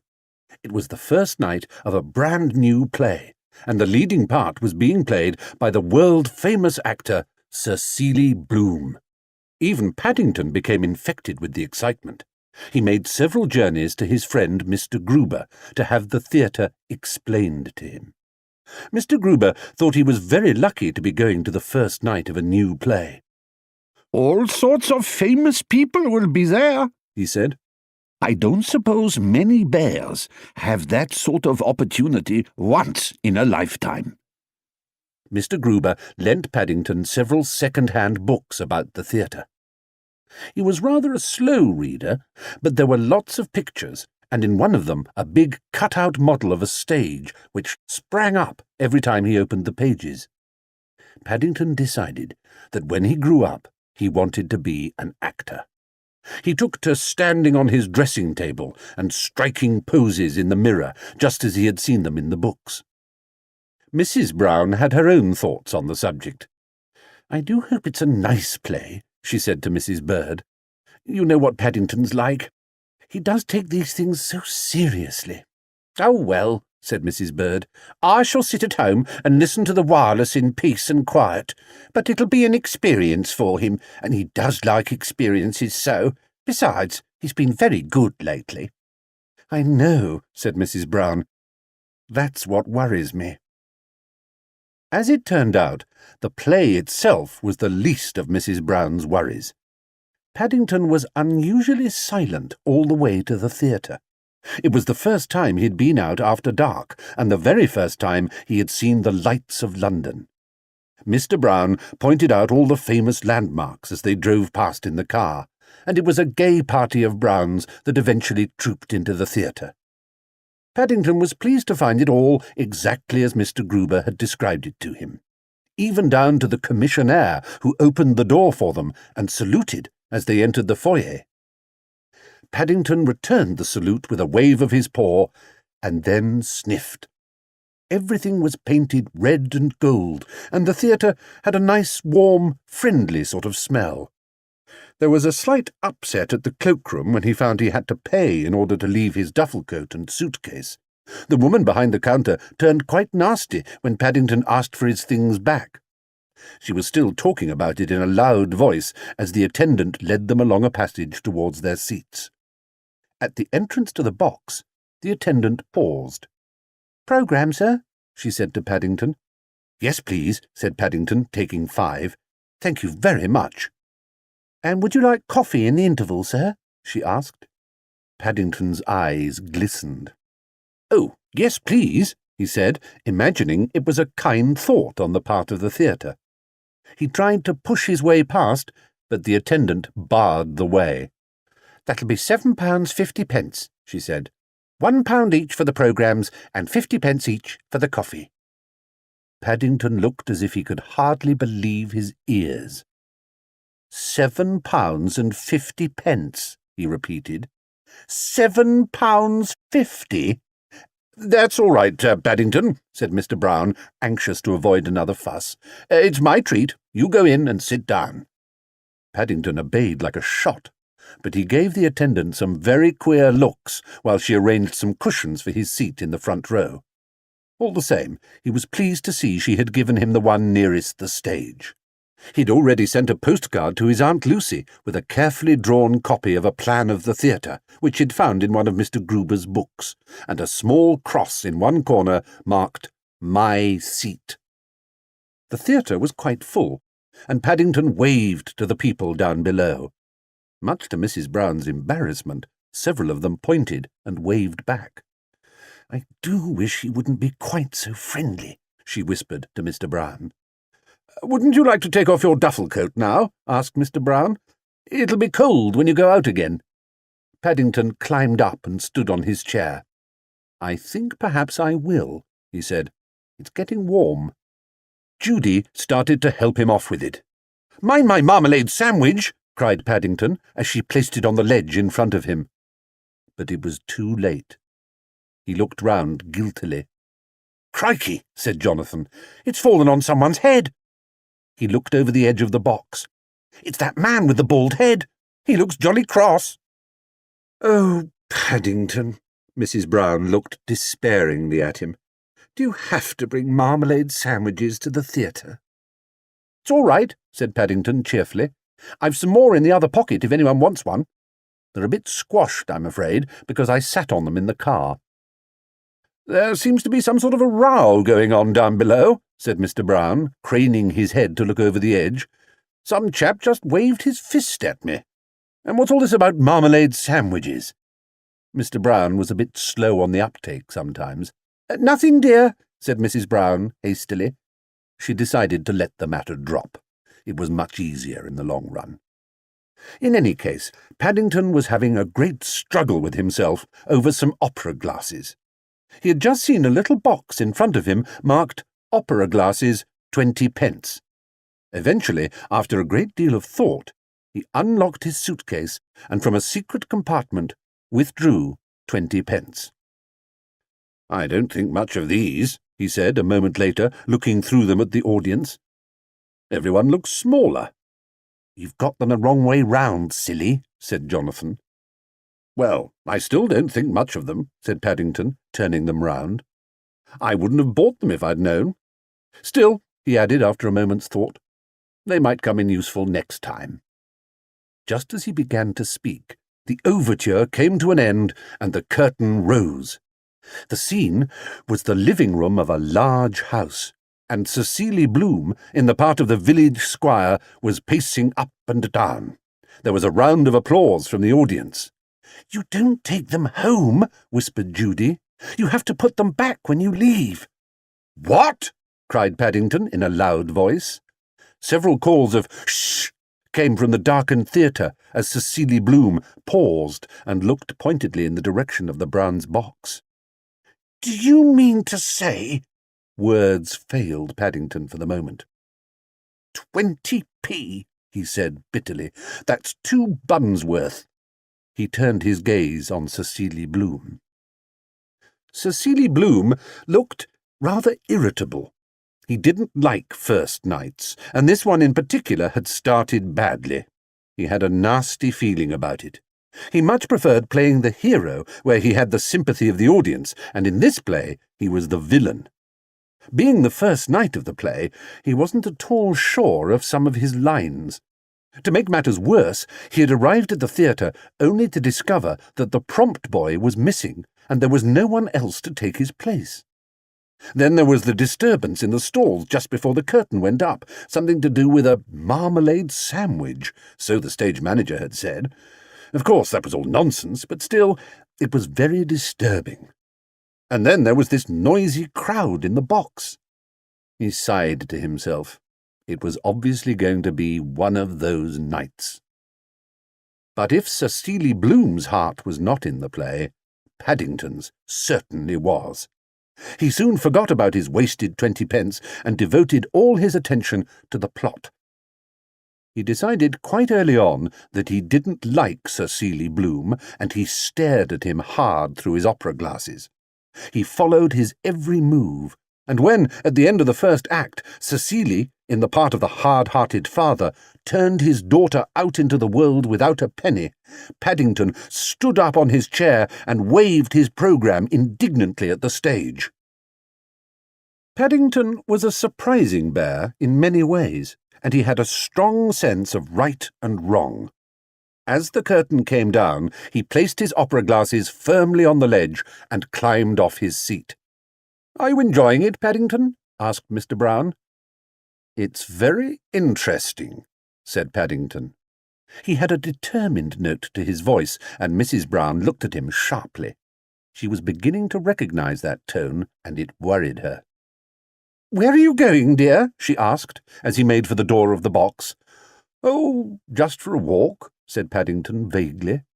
"Well, don't be too long," she called as the door closed behind him. "You don't want to miss any of the second act." "Oh, don't fuss, Mary," said Mr. Brown. "I expect he just wants to stretch his legs or something. He's probably gone out to the cloakroom." But at that moment Paddington was going, not in the direction of the cloakroom, but towards a door leading to the back of the theatre. It was marked "Private, Artists Only." As he pushed the door open and passed through, he immediately found himself in an entirely different world. There were no red plush seats. Everything was very bare. Lots of ropes hung down from the roof, pieces of scenery were stacked against the walls, and everyone seemed in a great hurry. Normally Paddington would have been most interested in everything, but now he had a purposeful look on his face. Seeing a man bending over some scenery, he walked over and tapped him on the shoulder. "Excuse me," he said. "Can you tell me where the man is?" The scene hand went on working. "Man?" he said. "What man?" "The man," said Paddington patiently. "The nasty man." "Oh, you mean Cecily?" The scene hand pointed towards a long corridor. "He's in his dressing room. You better not go disturbing him, because he's not in a very good mood." He looked up. "Hey!" he cried. "You're not supposed to be in here. Who let you in?" Paddington was too far away to answer, even if he had heard. He was already halfway up the corridor, looking closely at all the doors. Eventually he came to one with a large star on it, and the words "Cecily Bloom" in big gold letters. Paddington drew a deep breath and then knocked, loudly. There was no reply, so he knocked again. Still there was no reply, and so, very cautiously, he pushed open the door with his paw. "Go away," said a booming voice. "I don't want to see anyone." Paddington peered round the door. Cecily Bloom was lying stretched out on a long couch. He looked tired and cross. He opened one eye and gazed at Paddington. "I'm not signing any autographs," he growled. "I don't want your autograph," said Paddington, fixing him with a hard stare. "I wouldn't want your autograph if I had my autograph book, and I haven't got my autograph book, so there." Cecily sat up. "You don't want my autograph?" he said in a surprised voice. "But everyone always wants my autograph." "Well, I don't," said Paddington. "I've come to tell you to take your daughter back." He gulped the last few words. The great man seemed to have grown to about twice the size he had been on the stage, and he looked as if he was going to explode at any minute. Cecily clutched his forehead. "You want me to take my daughter back?" he said at last. "That's right," said Paddington, firmly. "And if you don't, I expect she can come and stay with Mr. and Mrs. Brown." Cecily Bloom ran his hand distractedly through his hair and then pinched himself.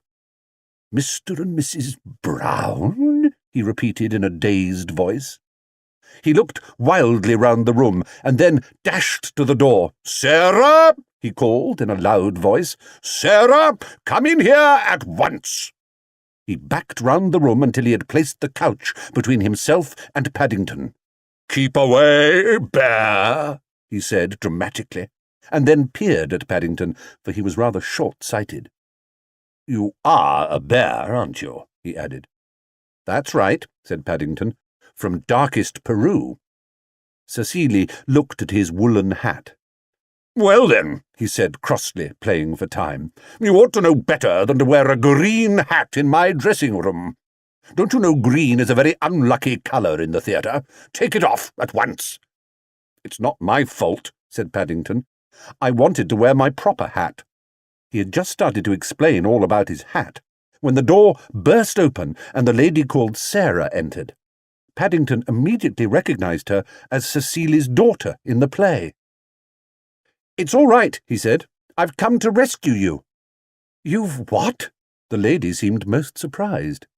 "Sarah!" Cecily Bloom came out from behind the couch. "Sarah, protect me from this mad bear." "I'm not mad," said Paddington indignantly. "Then kindly explain what you are doing in my dressing-room," boomed the great actor. Paddington sighed. Sometimes people were very slow to understand things. Patiently, he explained it all to them.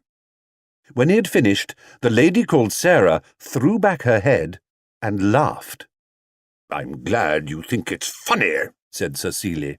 "But, darling, don't you see?" she said. "It's a great compliment.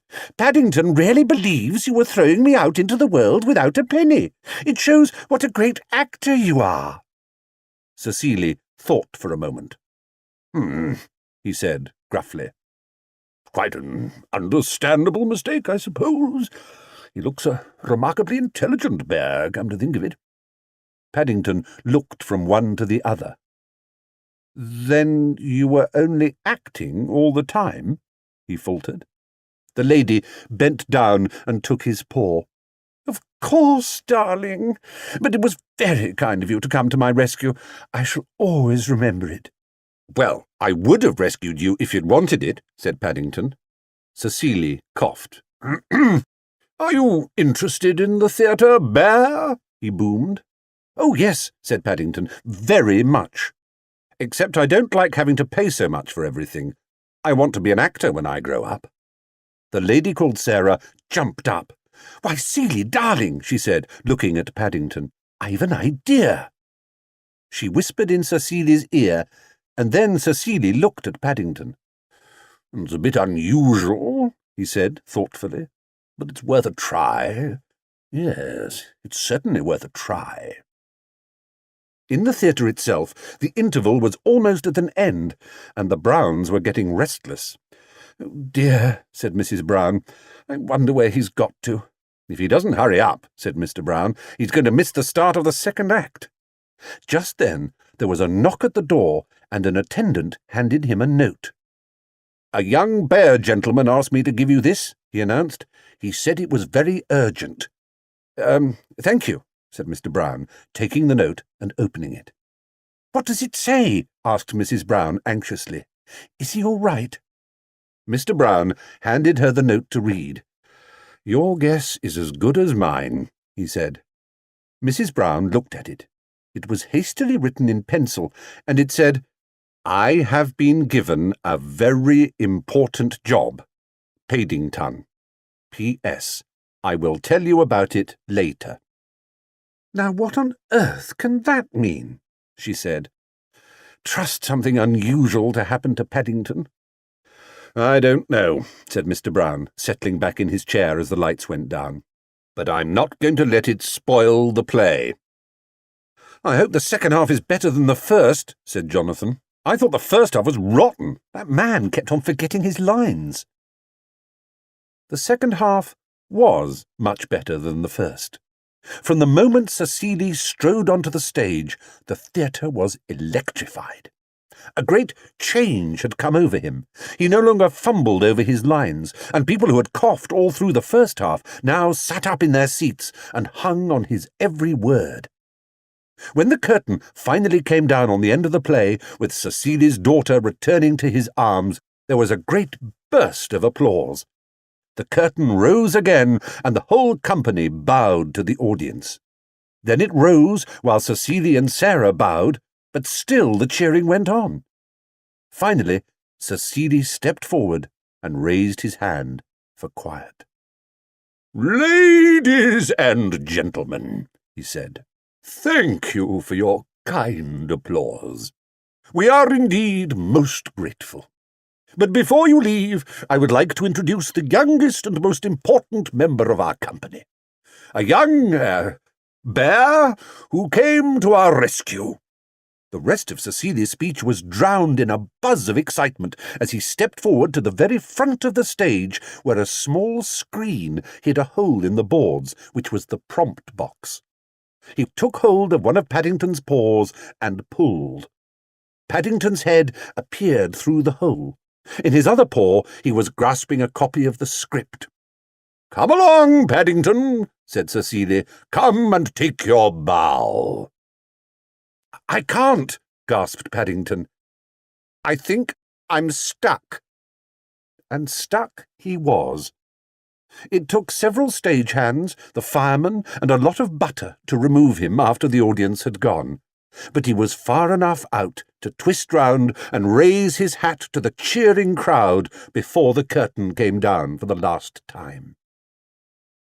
Several nights later, anyone going into Paddington's room would have found him sitting up in bed with his scrapbook, a pair of scissors, and a pot of paste. He was busy pasting in a picture of Cecily Bloom, which the great man had signed, "To Paddington, with grateful thanks." There was also a signed picture from the lady called Sarah, and, one of his proudest possessions, a newspaper cutting about the play headed "Paddington Saves the Day." Mr. Gruber had told him that the photographs were probably worth a bit of money, but after much thought he had decided not to part with them. In any case, Sir Seeley Bloom had given him his 20p back and a pair of opera glasses.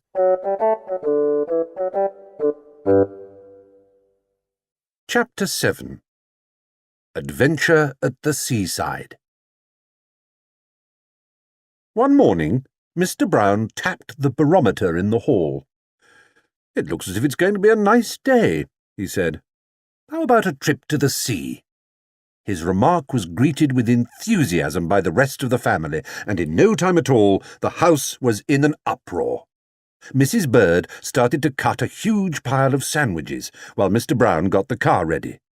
Jonathan and Judy searched for their bathing suits, and Paddington went up to his room to pack. An outing which involved Paddington was always rather a business, as he insisted on taking all his things with him.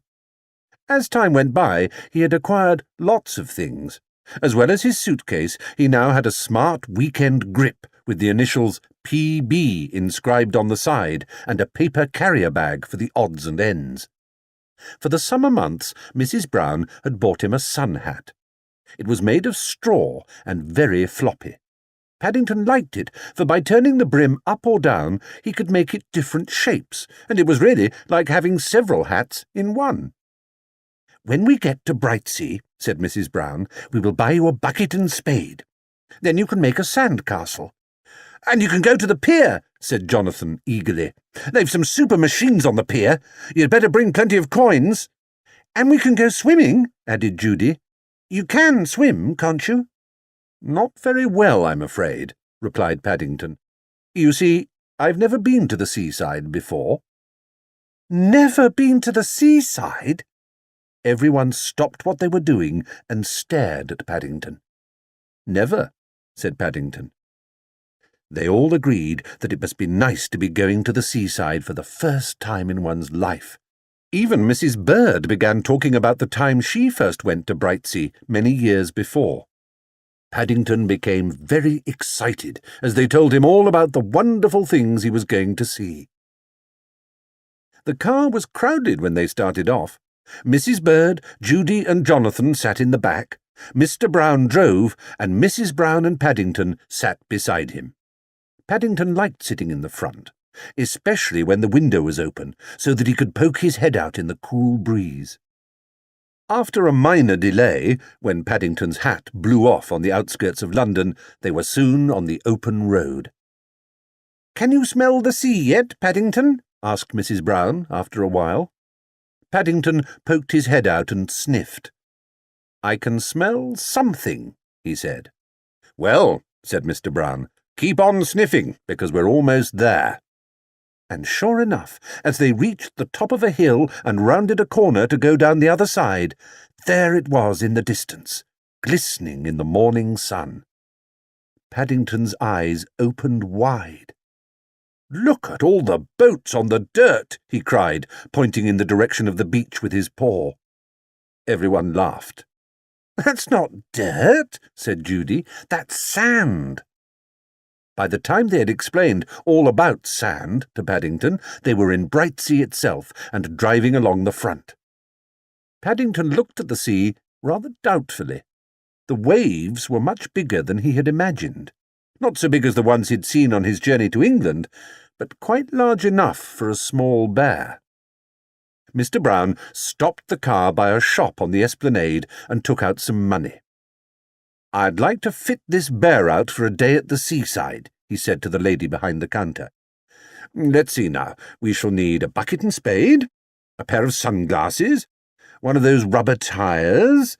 As he reeled off the list, the lady handed the articles to Paddington, who began to wish he had more than two paws. He had a rubber tyre round his middle, which kept slipping down around his knees, a pair of sunglasses perched precariously on his nose, his straw hat, a bucket and spade in one hand and his suitcase in the other. "Photograph, sir?"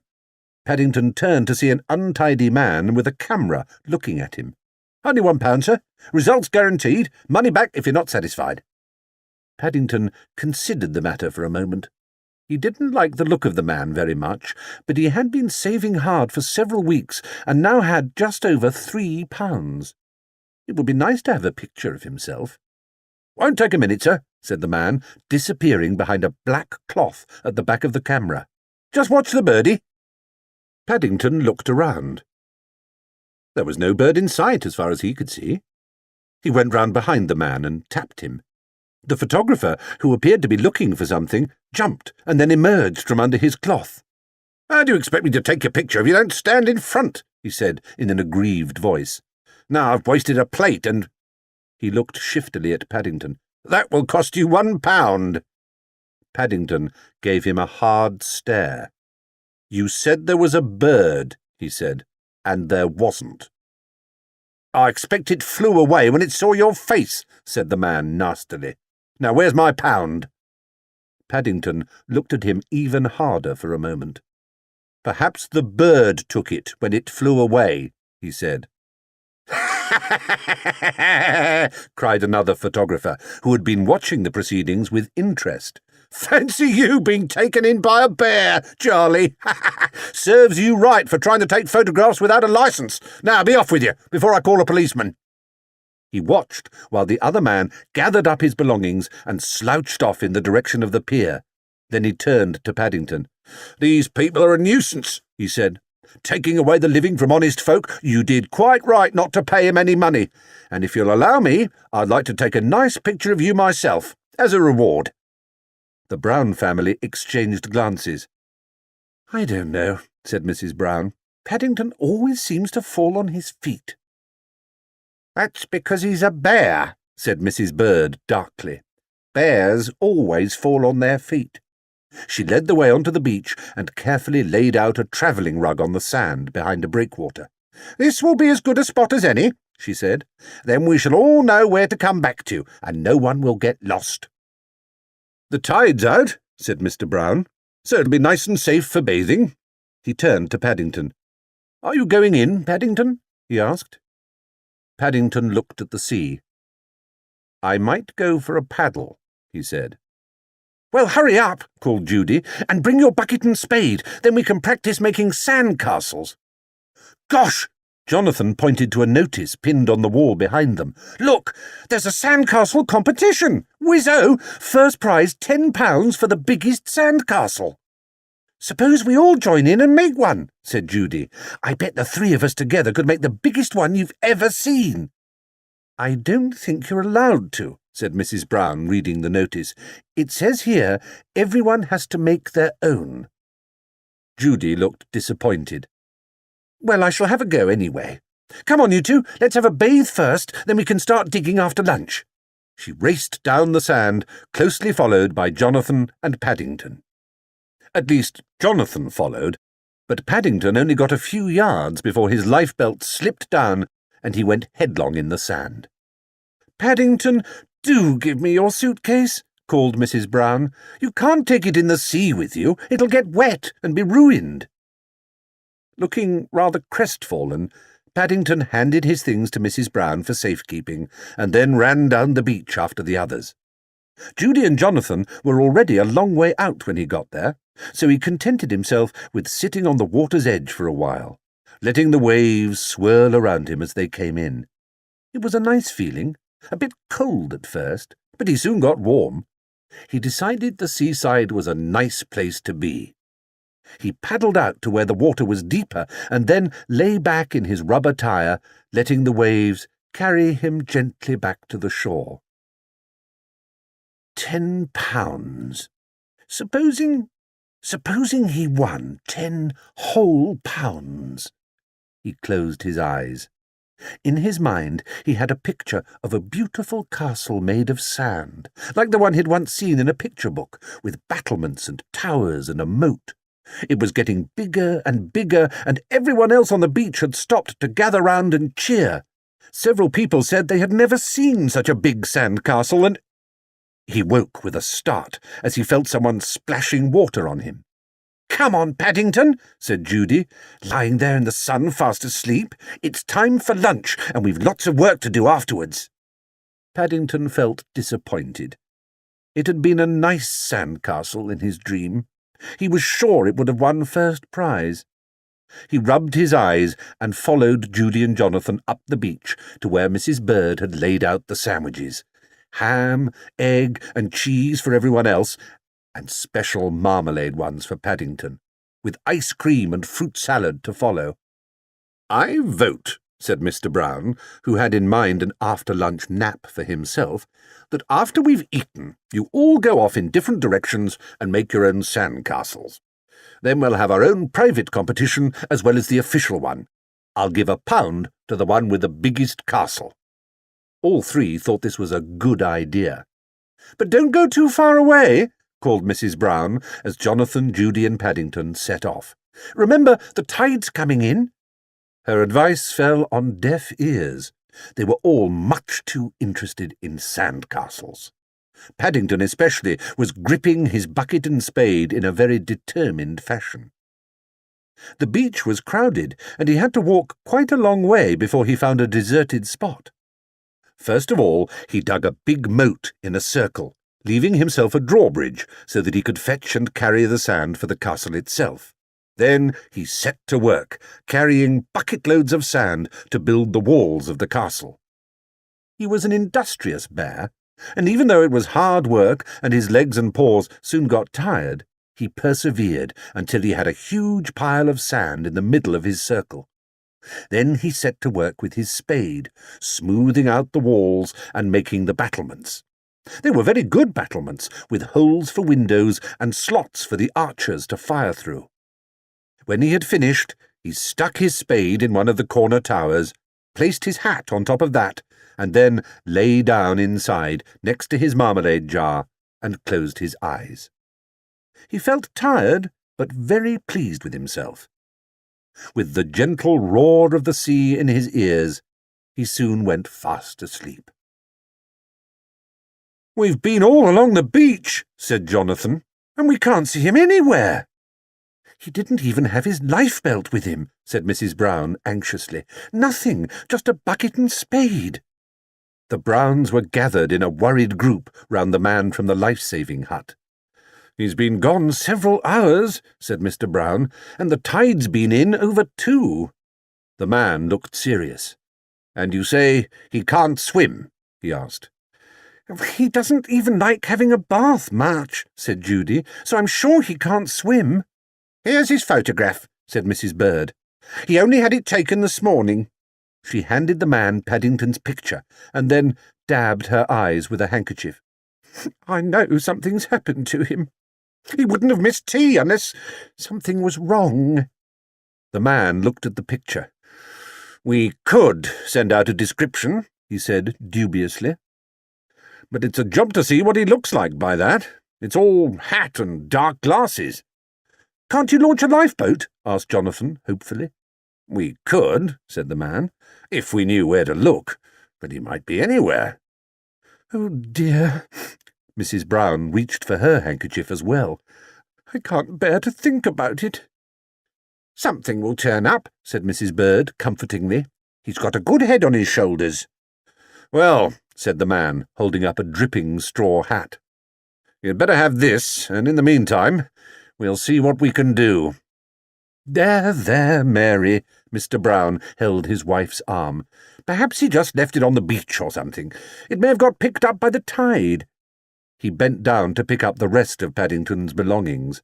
They seemed very small and lonely, lying there on their own.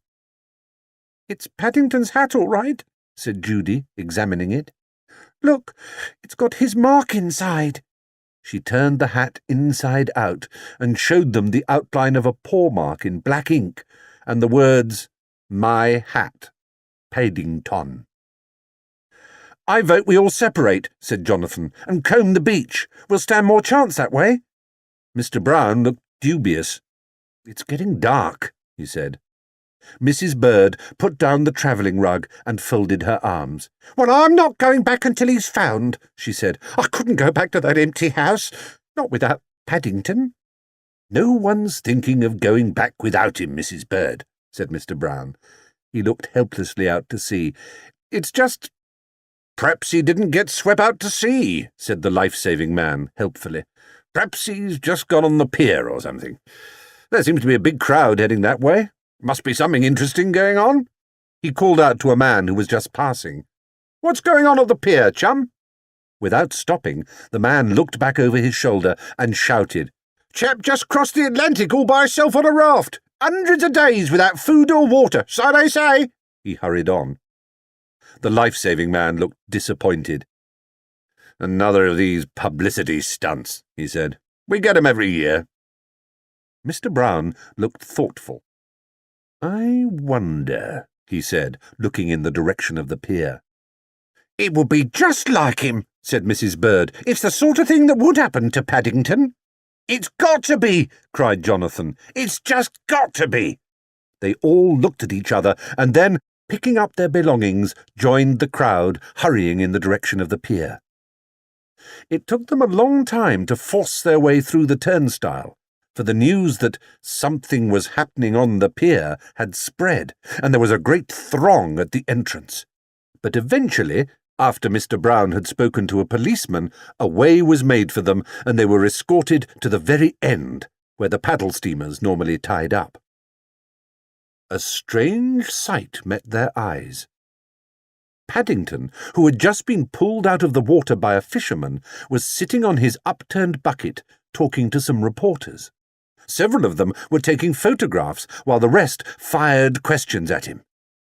"Have you come all the way from America?" asked one reporter. The Browns, hardly knowing whether to laugh or cry, waited eagerly for Paddington's reply. "Well, no," said Paddington truthfully, after a moment's pause. "Not America. But I've come a long way." He waved a paw vaguely in the direction of the sea. "I got caught by the tide, you know." "And you sat in that bucket all the time?" asked another man, taking a picture. "That's right," replied Paddington, "and I used my spade as a paddle. It was lucky I had it with me." "Did you live on plankton?" queried another voice. Paddington looked puzzled. "No," he said. "Marmalade." Mr. Brown pushed his way through the crowd. Paddington jumped up and looked rather guilty. "Now then," said Mr. Brown, taking his paw, "that's enough questions for today. This bear's been at sea for a long time, and he's tired. In fact," he looked meaningfully at Paddington, "he's been at sea all the afternoon." "Is it still only Tuesday?" asked Paddington innocently. "I thought it was much later than that." "Tuesday," said Mr. Brown firmly, "and we've been worried to death over you." Paddington picked up his bucket and spade and jar of marmalade. "Well," he said, "I bet not many bears have gone to sea in a bucket, all the same." It was dark when they drove along Brightsea Front on their way home. The promenade was festooned with coloured lights, and even the fountains in the gardens kept changing colour. It all looked very pretty. But Paddington, who was lying in the back of the car wrapped in a blanket, was thinking of his sand castle. "I bet mine was bigger than anyone else's," he said sleepily. "Bet you mine was the biggest," said Jonathan. "I think," said Mr. Brown hastily, "you'd all better have a pound, just to make sure." "Perhaps we can come again another day," said Mrs. Brown. "Then we can have another competition. How about that, Paddington?" There was no reply from the back of the car. Sand castles, paddling his bucket all across the harbour, and the sea air had proved too much for Paddington. He was fast asleep.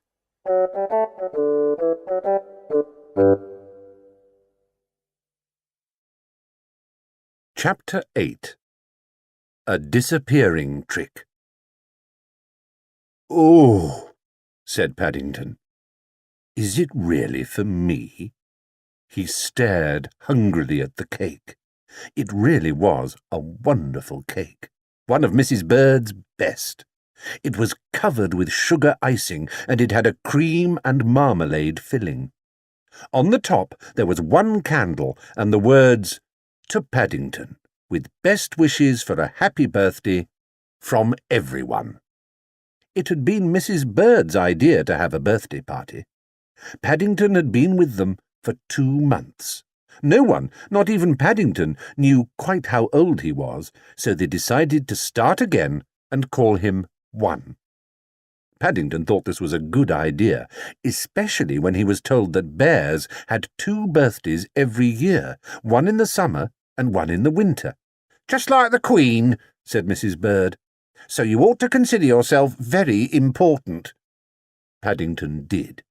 In fact, he went round to Mr. Gruber straight away and told him the good news. Mr. Gruber looked impressed and was pleased when Paddington invited him to the party. "It's not often anyone invites me out, Mr. Brown," he said. "I don't know when I went out last, and I shall look forward to it very much indeed." He didn't say any more at the time, but the next morning a van drew up outside the Browns' house and delivered a mysterious-looking parcel from all the shopkeepers in the Portobello market. "Aren't you a lucky bear?" exclaimed Mrs. Brown when they opened the parcel and saw what was inside. It was a nice new shopping basket on wheels, with a bell on the side that Paddington could ring to let people know he was coming. Paddington scratched his head. "It's a job to know what to do first," he said, as he carefully placed the basket with the other presents. "I shall have a lot of thank-you letters to write." "Perhaps you'd better leave them until tomorrow," said Mrs. Brown hastily. Whenever Paddington wrote any letters, he generally managed to get more ink on himself than on the paper, and he was looking so unusually smart, having had a bath the night before, that it seemed a pity to spoil it. Paddington looked disappointed. He liked writing letters. "Perhaps I can help Mrs. Bird in the kitchen," he said hopefully. "I'm glad to say," said Mrs. Bird as she emerged from the kitchen, "that I've just finished. But you can lick the spoon if you like." She had bitter memories of other occasions when Paddington had helped in the kitchen. "But not too much," she warned, "or you won't have room for this." It was then that Paddington saw his cake for the first time. His eyes, usually large and round, became so much larger and rounder that even Mrs. Bird blushed with pride. "Special occasions demand special things," she said, and hurried off in the direction of the dining room. Paddington spent the rest of the day being hurried from one part of the house to another as preparations were made for his party. Mrs. Brown was busy tidying up. Mrs. Bird was busy in the kitchen. Jonathan and Judy were busy with the decorations. Everyone had a job, except Paddington. "I thought it was supposed to be my birthday," he grumbled as he was sent packing into the drawing-room for the 5th time after upsetting a box of marbles over the kitchen floor. "So it is, dear," said a flustered Mrs. Brown, "but your time comes later." She was beginning to regret telling him that bears had 2 birthdays every year, for already he was worrying about when the next one was due. "Now just you watch out of the window for the postman," she said, lifting him up onto the window-sill. But Paddington didn't seem very keen on this. "Or else," she said, "practice doing some of your conjuring tricks, ready for this evening." Among Paddington's many presents was a conjuring outfit from Mr. and Mrs. Brown. It was a very expensive one from Barkridge's. It had a special magic table, a large mystery box which made things disappear if you followed the instructions properly, a magic wand, and several packs of cards. Paddington emptied them all over the floor and settled down in the middle to read the book of instructions. He sat there for a long time, studying the pictures and diagrams and reading everything twice to make sure. Every now and then he absent-mindedly dipped a paw into his marmalade pot, and then, remembering it was his birthday and that there was a big tea to come, he reached up and stood the jar on the magic table before returning to his studies. The first chapter was called Spells. It showed how to wave the magic wand and the correct way to say abracadabra. Paddington stood up, clutching the book in one paw, and waved the wand several times through the air. He also tried saying abracadabra. He looked round. Nothing seemed to have changed, and he was just about to try again when his eyes nearly popped out of his head. The jar of marmalade which he had placed on the magic table only a few minutes before had disappeared. He searched hurriedly through the book. There was nothing about making marmalade disappear. Worse still, there was nothing about making it come back again, either. Paddington decided it must be a very powerful spell to make a whole pot vanish into thin air. He was about to rush outside and tell the others when he thought better of it. It might be a good trick to do in the evening, especially if he could persuade Mrs. Bird to give him another jar. He went out into the kitchen and waved his wand a few times in Mrs. Bird's direction, just to make sure. "I'll give you abracadabra," said Mrs. Bird, pushing him out again. "And be careful with that stick, or you'll have someone's eye out." Paddington returned to the drawing-room and tried saying his spell backwards. Nothing happened, so he started reading the next chapter of the instruction book, which was called The Mystery of the Disappearing Egg. "I shouldn't have thought you needed a book to tell you that," said Mrs. Bird at lunchtime, as Paddington told them all about it. "The way you gobble your food is nobody's business." "Well," said Mr. Brown, "so long as you don't try sawing anyone in half this evening, I don't mind. I was only joking," he added hurriedly, as Paddington turned an inquiring gaze on him. Nevertheless, as soon as lunch was over, Mr. Brown hurried down the garden and locked up his tools. With Paddington, there was no sense in taking chances. As it happened, he had no cause to worry, for Paddington had far too many things on his mind, what with one thing and another. The whole family were there for tea, as well as Mr. Gruber. Several other people came along too, including the Browns' next-door neighbour, Mr. Curry. The last named was a most unwelcome visitor. "Just because there's a free tea," said Mrs. Bird. "I think it's disgusting, taking the crumbs off a young bear's plate like that. He's not even been invited." "He'll have to look slippy if he gets any crumbs off Paddington's plate," said Mr. Brown. "All the same, it is a bit thick, after all the things he said in the past. And not even bothering to wish him many happy returns." Mr. Curry had a reputation in the neighbourhood for meanness and for poking his nose into other people's business. He was also very bad-tempered, and was always complaining about the least little thing which met with his disapproval. In the past, that had often included Paddington, which was why the Browns had not invited him to the party. But even Mr. Curry had no cause to complain about the tea. From the huge birthday cake down to the last marmalade sandwich, everyone voted it was the best tea they had ever had.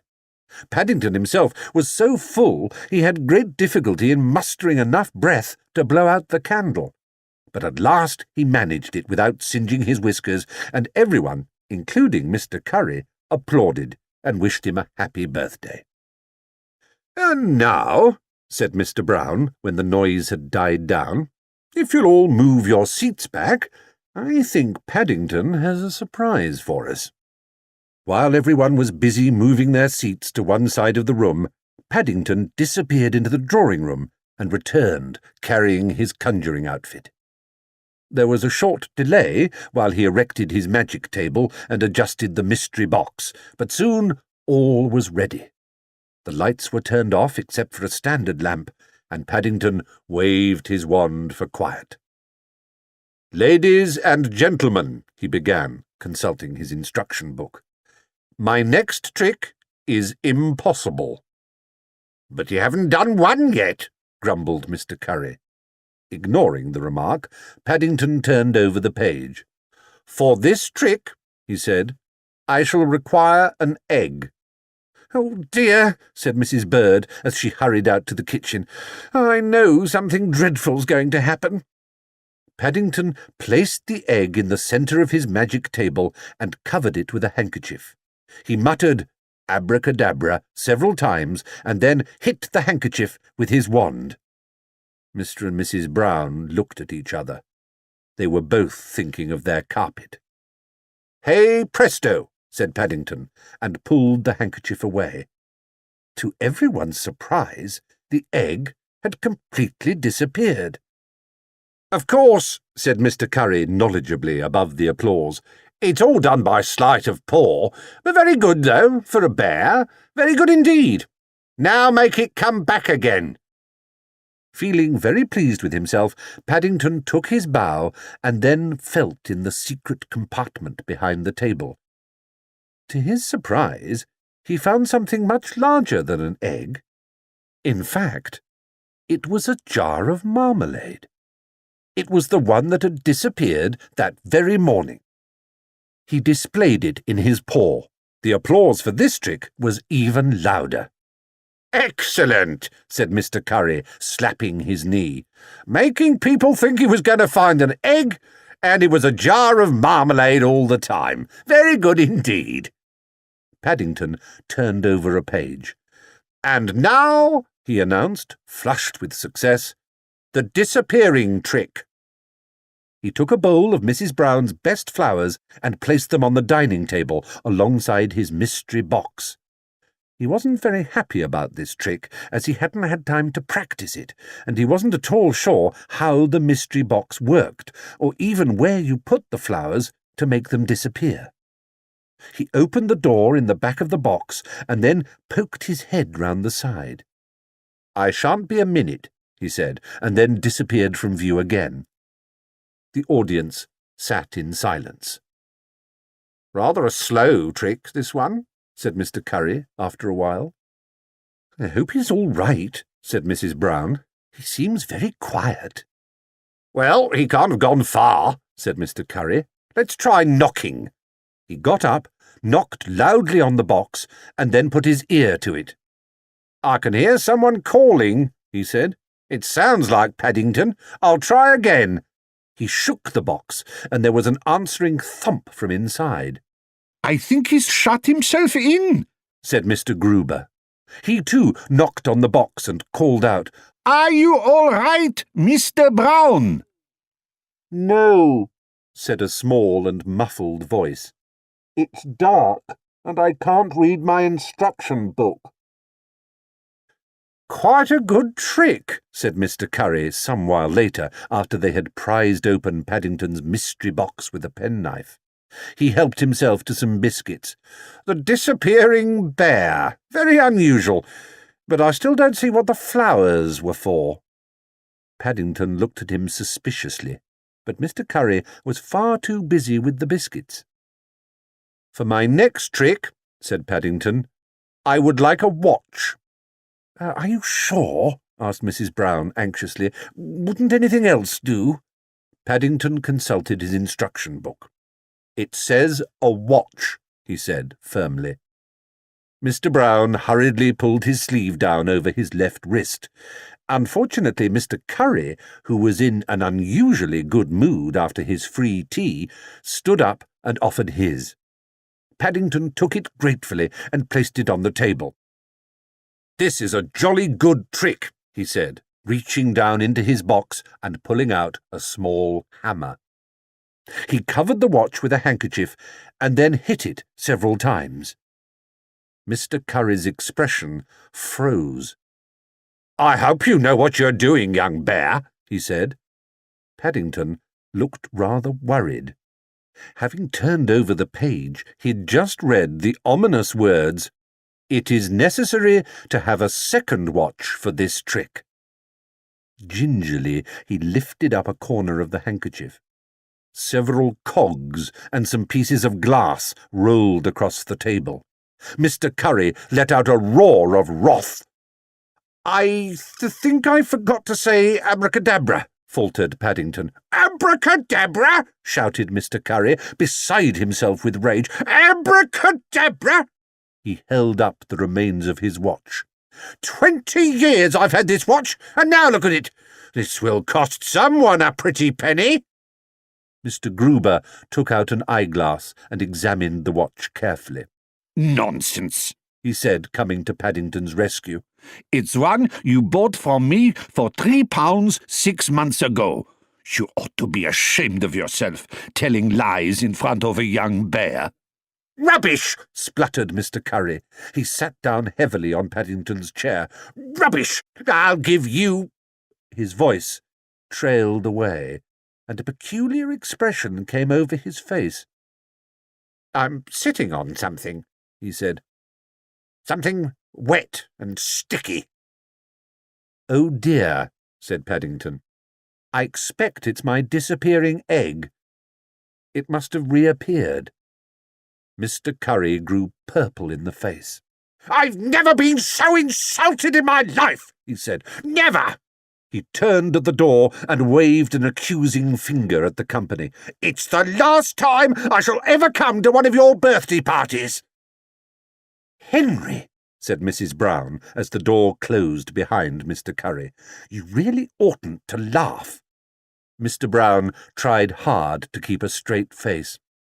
It's no good, he said, bursting out. I can't help it. Did you see his face when all the cogs rolled out? Said Mr. Gruber, his face wet with tears. All the same, said Mr. Brown, when the laughter had died down.